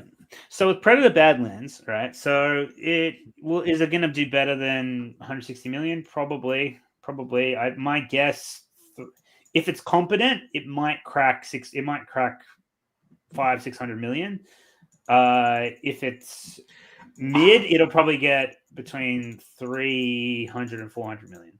I don't even know if it'll be like that, especially if with these movies being not like massive successes. Like I don't see this, especially like unless it gets like massive rave reviews and it's got like everyone thinks it's the greatest movie ever. Like yeah. Well, it has to be like the only reason like Deadpool and Mike's betting 250 million. That's not a bad bet actually. All right. Anyone else want in on this? How much it's gonna make? Yeah, I'll go 320. 340. I'll go 340 if it's mid, and I'll go 580 if it's actually people are raving about it. Because Predator is quite niche. Remember, even if it does, people saying, "Wow, it's incredible!" Like it's still an R-rated movie. Well, R-rated in America. You guys have a weird system over there. And no, actually, no, it's PG-13. I'm sorry. No, okay, yeah, no. That does change things a bit. Even though I know plenty of fucking parents brought their 6-year-olds to see Deadpool and Wolverine with them, the fuckers. Like, yeah, like, why would you bring a 6-year-old to see Deadpool and Wolverine? Like, that's A, it's bad parenting, and B, it's like, really, it means that much to you? Why don't you just leave your kids with your sitters or whatever? Get the babysitter. Like, holy crap. Yeah, like people will say, well, not everyone can afford babysitters. It's like, fine, but you don't take your 6-year-old. You can afford a movie ticket. Yeah, true. PG-13. That's actually true, guys. That's a good point. PG-13 will kill a lot of interest in it. That's true because Predator is ADT1 had it. Yeah. Yeah, I was already going to bring up the fact that the director is already having to be defensive because people are being really critical of it being PG-13. Yeah. Well, Predator is quite niche, but it's very clear from this that they're trying to milk from the Disney, Marvel, Star Wars crowd of fucking, imbeciles who want the same generic slop served to them, every single time. You know what I mean? This movie doesn't look like it's trying to be niche. It looks like it's trying to be all appealing, but that's going to piss off a lot of people. And if they don't do a good job, it's going to hurt them even more. So, yeah, that's a very good point. Yeah. So, 400 million since it has basic family friendly and has no red blood or swearing. But it has to do good too. Like it has to be competent to reach 400 million. Right, yeah, because like you said, Predator is relatively niche, all things considered, and the fact that niche generally likes it being rated R because it's like, oh, it's like the first one is pretty violent. It was relatively tame, all things considered, but like there are still shots of dudes' heads exploding and them getting holes blasted in them. Yeah. But it's like, if they're going to be toning it down, the people who are interested in Predator aren't really going to be interested. And the average normie is probably not going to be clamoring for the Predator. Yeah. Has you and your fiance, he's talking to me, watched the TV anime Chainsaw Man? No, but chances are we'll probably get around to it because most of what we do is watch anime. We binged Demon Slayer season 5 just the other week, and then we watched the movie in theaters, which was fucking unreal. I won't give spoilers here, but and I said this to you and Angel, like Demon Slayer I love you guys aren't big fans of it. I love Demon Slayer, really grown to like it. I put off watching it for so long, and what happened was like when I watched it, like I'm pretty sure anyone who's a fan of Demon Slayer will tell you this. Like, it has bad habits. Like, it'll always have a flashback when someone's about to die or go through some radical change or whatever. And sometimes the flashbacks tend to drag on. At worst, it's like a mild annoyance. But in the movie, a movie that I paid for, it has one of the most overly blown out, overly insistent, drag on like a motherfucker flashback sequences that basically sucks up almost the entire third of the fucking movie at the tail end.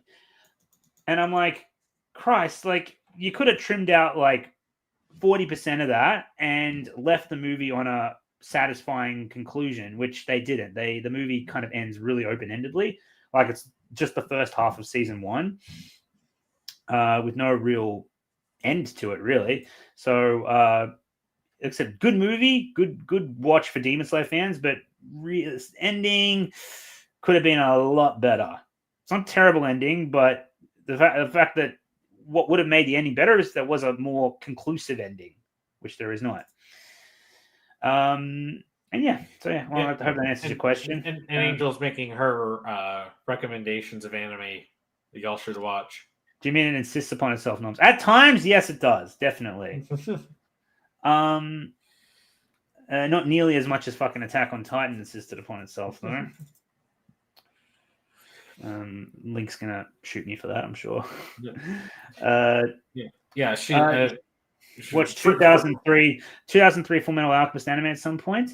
I've always wanted to watch the canon version. The canon version is Brotherhood.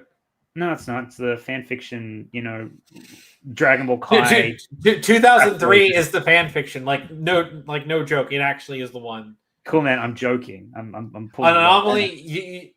You are Mr. Did Gandalf inspire Merlin? You don't get to be like, oh, God, I'm just joking, Lamau.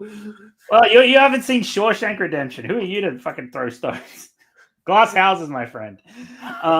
Shawshank Redemption is not Arthurian legend that everyone knows.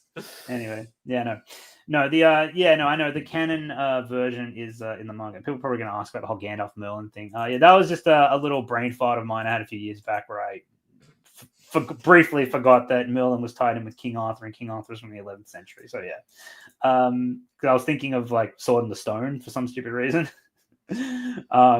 which also came out before Bloody Lord of the Rings did. I'm pretty sure. So yeah, like I said, but yeah, we like to reference that as just a little, nostalgic lol. Good times. You and your girl, what? Canon version is the the canon version. Yeah, of course. Yeah, of course. I'm just fucking pulling your legs, Jesus Lou. Anime recommendation. Yeah, you said was it Freerun? Is that it? What she said? Freerun, yeah. Spy X Family and Dan. Dan. She likes Dan. I don't know if she's seen Freerun or not. Bleach, 1,000 Year Blood. Yeah, people have been recommending Bleach to me too. Yeah. I'll get around to it. I know you're not a big fan of it, but honestly, like anything after the Soul Society arc isn't really worth it. Yeah, I'll end on this comment here actually because Infinity Castle has been surpassing all superhero movies this year. That's saying something. Yes, it is, and like I said, I can definitely see why. Given, like, put it this way: if you're a regular person walking into Demon Slayer, you'll wonder what the fuck's going on and why the fuck is there no ending, right? I, as a Demon Slayer fan, right, understand what's going on immediately, and I understand why there's no ending, even though I do admit the ending could have been a bit better. It could have been more fulfilling, more conclusive, more satisfying, especially since I paid a ticket. So Demon Slayer fans are going to be very fucking pleased with this movie, of which there is a fuckload of Demon Slayer fans out there. Whereas, and not to mention, anime movies are kind of on the rise with DBZ Broly and Dragon Ball. Even though I thought it was shit, Dragon Ball Superhero did fairly well. Anime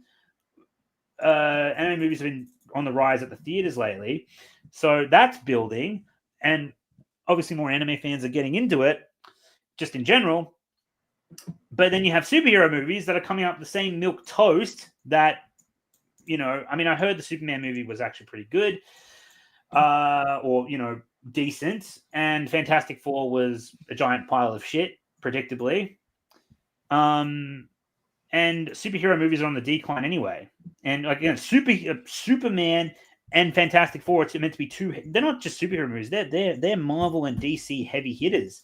Superman's supposed to be, I think, second to Batman, right, in terms of being a heavy hitter for DC. Batman's the biggest, I'm pretty sure, right? Even though Superman's older. Yeah. I mean, right, especially in terms of like movies, Batman tends to be the bigger hitter. Yeah. So two heavy hitters couldn't even crack 700 million, right? That is, and yet Demon Slayer is just fucking killing it because it catered to its niche. Yeah, you bet your ass that's saying something. And, happy for Demon Slayer. Good on him. Make that cheddar. Put it straight into the animation budget. I want to see more of that shit because the animation Demon Slayer People criticize Demon Slayer, but one thing you cannot criticize about Demon Slayer is the fucking animation. It is gorgeous. Oh, yeah, I'll get rid of this. There we go. Anyway, Superman's really bad unless you turn your brain completely off. I can't comment on that. I've met people who had a really good time with it, though.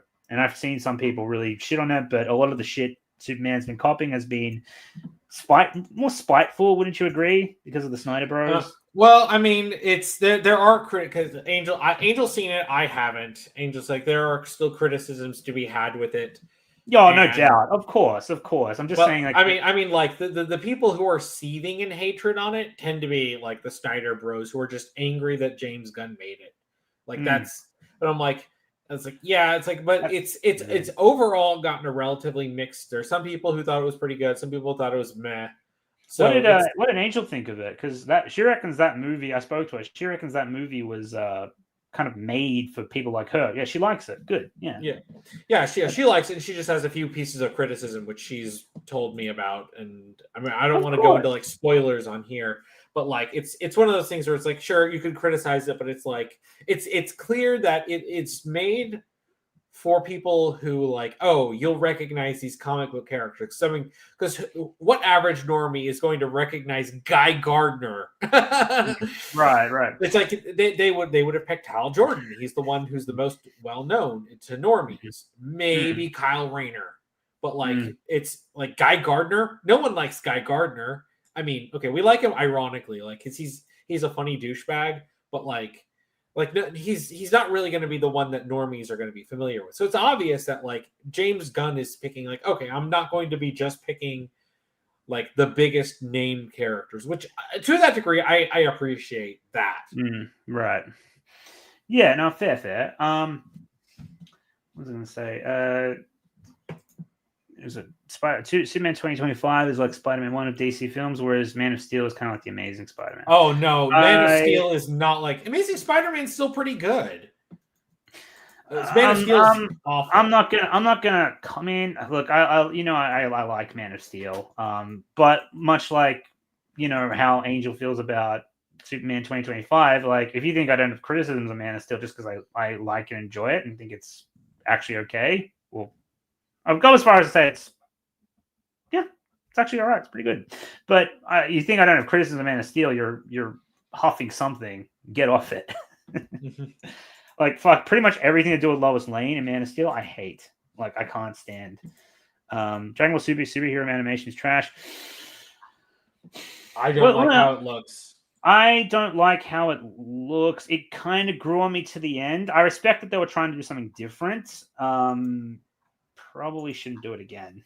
And pretty much everything that I liked about. Look, here's the thing: people say like, you like movies that only have good ideas but they're terribly executed. It's like, no. I know the difference. Dragon Ball Super is a collection of good ideas. Sorry, Dragon Ball Super Superhero. That terrible fucking name, by the way. I still haven't heard the name. Dragon Ball Super Superhero, right? Great fucking ideas in that film. Execution is fucking god awful. Pardon my French. You know what I mean? Like that's a big difference there. I have. Wow, really interesting. Dad's a huge fan of Christopher Reeve Superman, yet he considers David Cornsweet as his second favorite. Interesting. Also, guys, I was gonna say, not just Lois Lane. What else do I have a problem with in Man of Steel? It was the fact that Cal lost his advantage so quickly because he'd grown up on Earth this whole time, but he like Zod like kind of gets it. Zod caught up in like 60 seconds the second he was actually like absorbing the sunlight. It was. It's kind of explaining. Cal still wins the fight, obviously, so it's not too big of an issue. But like, I do kind of wish that they dragged that out for longer, where Zod was still trying to find his footing. And that would actually put more urgency on Cal to finish him quickly, because if the longer you let Zod fight, the longer he's going to get, because he's going to get used to the climate and shit. Anyway, but yeah, I like Man of Steel, despite but I have a myriad of issues with it. I'm willing, none of which I have to do with the fact that that Zack Snyder made it. because I really consider that to be a Christopher Nolan movie that Snyder just did the directorial credit for. People say it's a Zack Snyder film, and it's like, why did you get rid of Snyder's Superman? It's like, it's not Snyder's Superman. Like, it really isn't. He took the reins, sure, but like, it was Nolan and Goya's Superman, and I think that's why it's head and shoulders above the rest of the DCU. But again, as I'll mention, and as you'll agree, that's not really saying much. Dragon Ball Super, yeah. Sorry, I just want to say thanks for the super chat, Charlie. Appreciate it. Cool man, what is your opinion on the Star Wars EU? Do you love it or do you hate it, or are you in the middle? I made a quick little comment on that. There's some good stuff in it, and I do like it. Like characters like Mara Jade and her relationship with Luke, like that's some really cool stuff in it. And there's stuff about like following up on like Return of the Jedi and what happened. There's some good stuff in there. There's also a lot of dumb stuff that's just pure fan fiction-y trash. Like, especially when writers were not communicating with each other, and then each of them would be writing their own things, or they'd step on each other's toes, and then someone would introduce something else, and then another writer would have to come in and fix that, and then someone else would break that thing, and then another writer would have to come in and try to fix it. It's like I respect that there are cool things in the EU, but I don't like the whole glazing of the EU was completely flawless and everything. Yeah, no, I haven't. I've barely indulged the EU at all. I don't like people placing that as like the true canon over what George Lucas wanted. I mean, obviously, George Lucas canon is like the true canon, but if you want to accept it as secondary canon, like I don't mind that. Like it's fine. Like I like, even though it doesn't really make sense at all. Like I like The Force Unleashed, but Galen Marek, I'm pretty sure that's his name, Starkiller, makes no sense in continuity. But I can accept it as secondary. Secondary. It's its own thing. Yeah, it's its own thing. Yeah. Same with Cal Kestis, for that matter. Even though he's not really EU, he's like D. He's Disney canon. Disney EU. Yeah. Yeah, that's something that she's also saying about the EU is like the EU in the Lucas era was just kind of its own thing that sometimes he would be inspired by, but Disney EU is supposed to be absolute canon. Right. Yeah, that's why it's shit.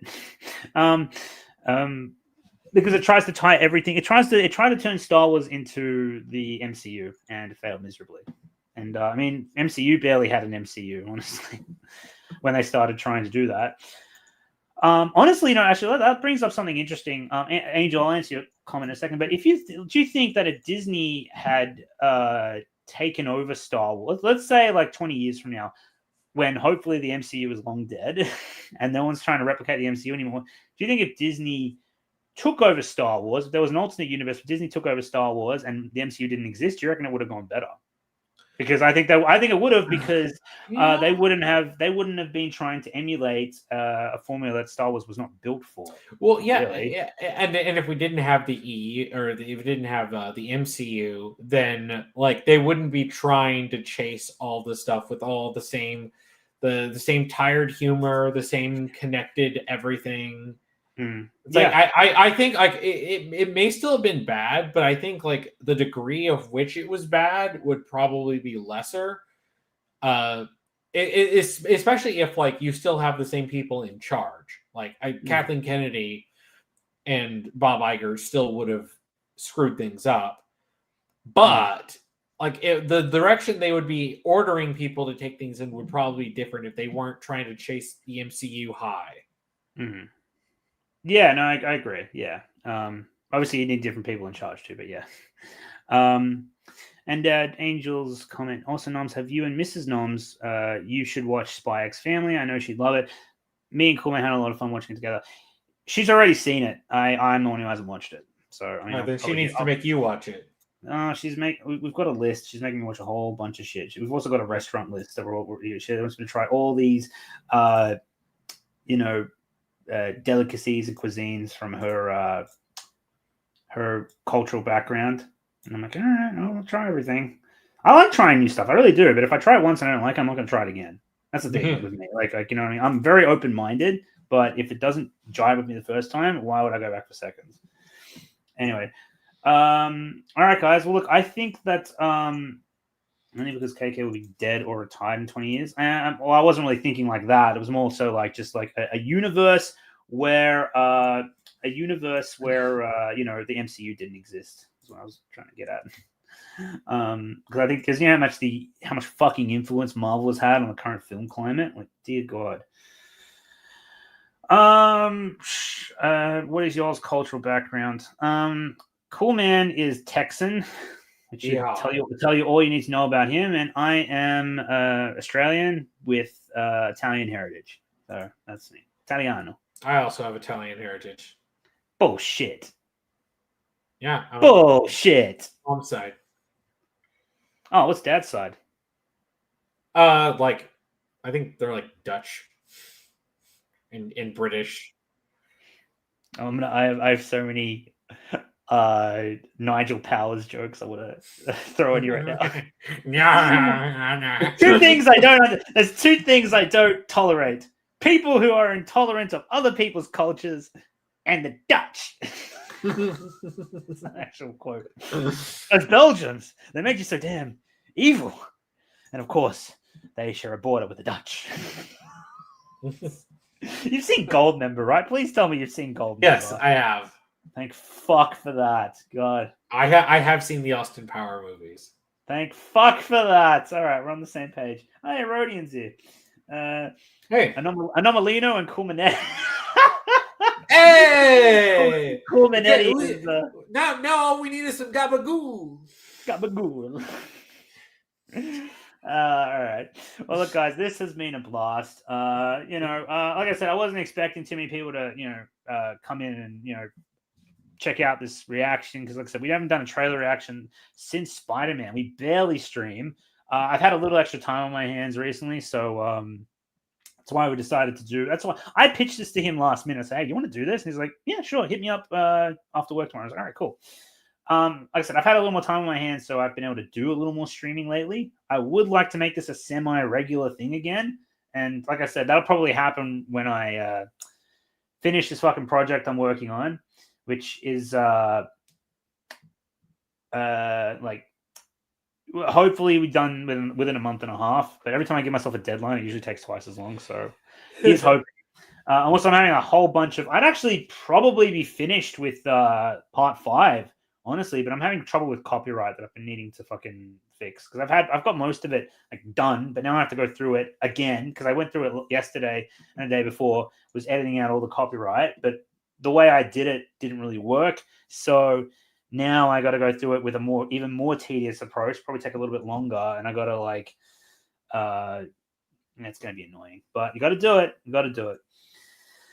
Once that's done, more regular content, hopefully more streaming. I'm even thinking of doing a Twitch as well to people say, don't do Twitch. It's like, hey, it's just, just for fun. Like it really is just to, stream games, talk about games, have a way to talk about games without getting involved in the gaming discourse that I can't stand because I fucking hate gaming discourse in 2025.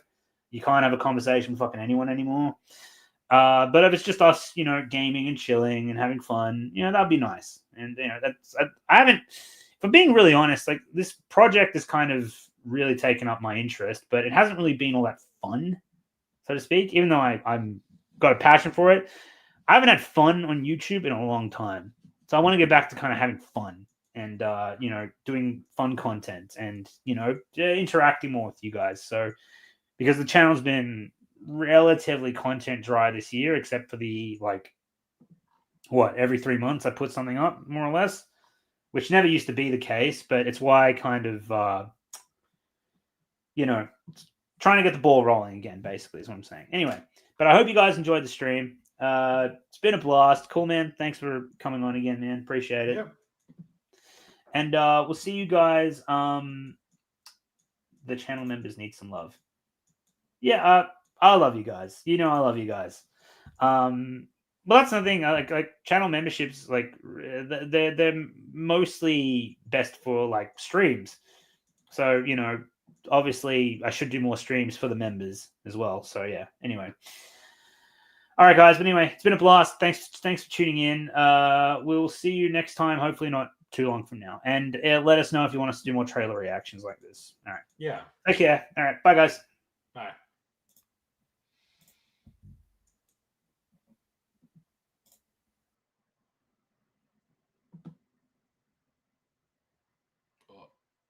Okay.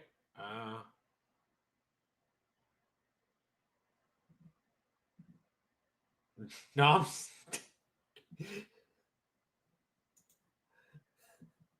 Noms. Where did you go?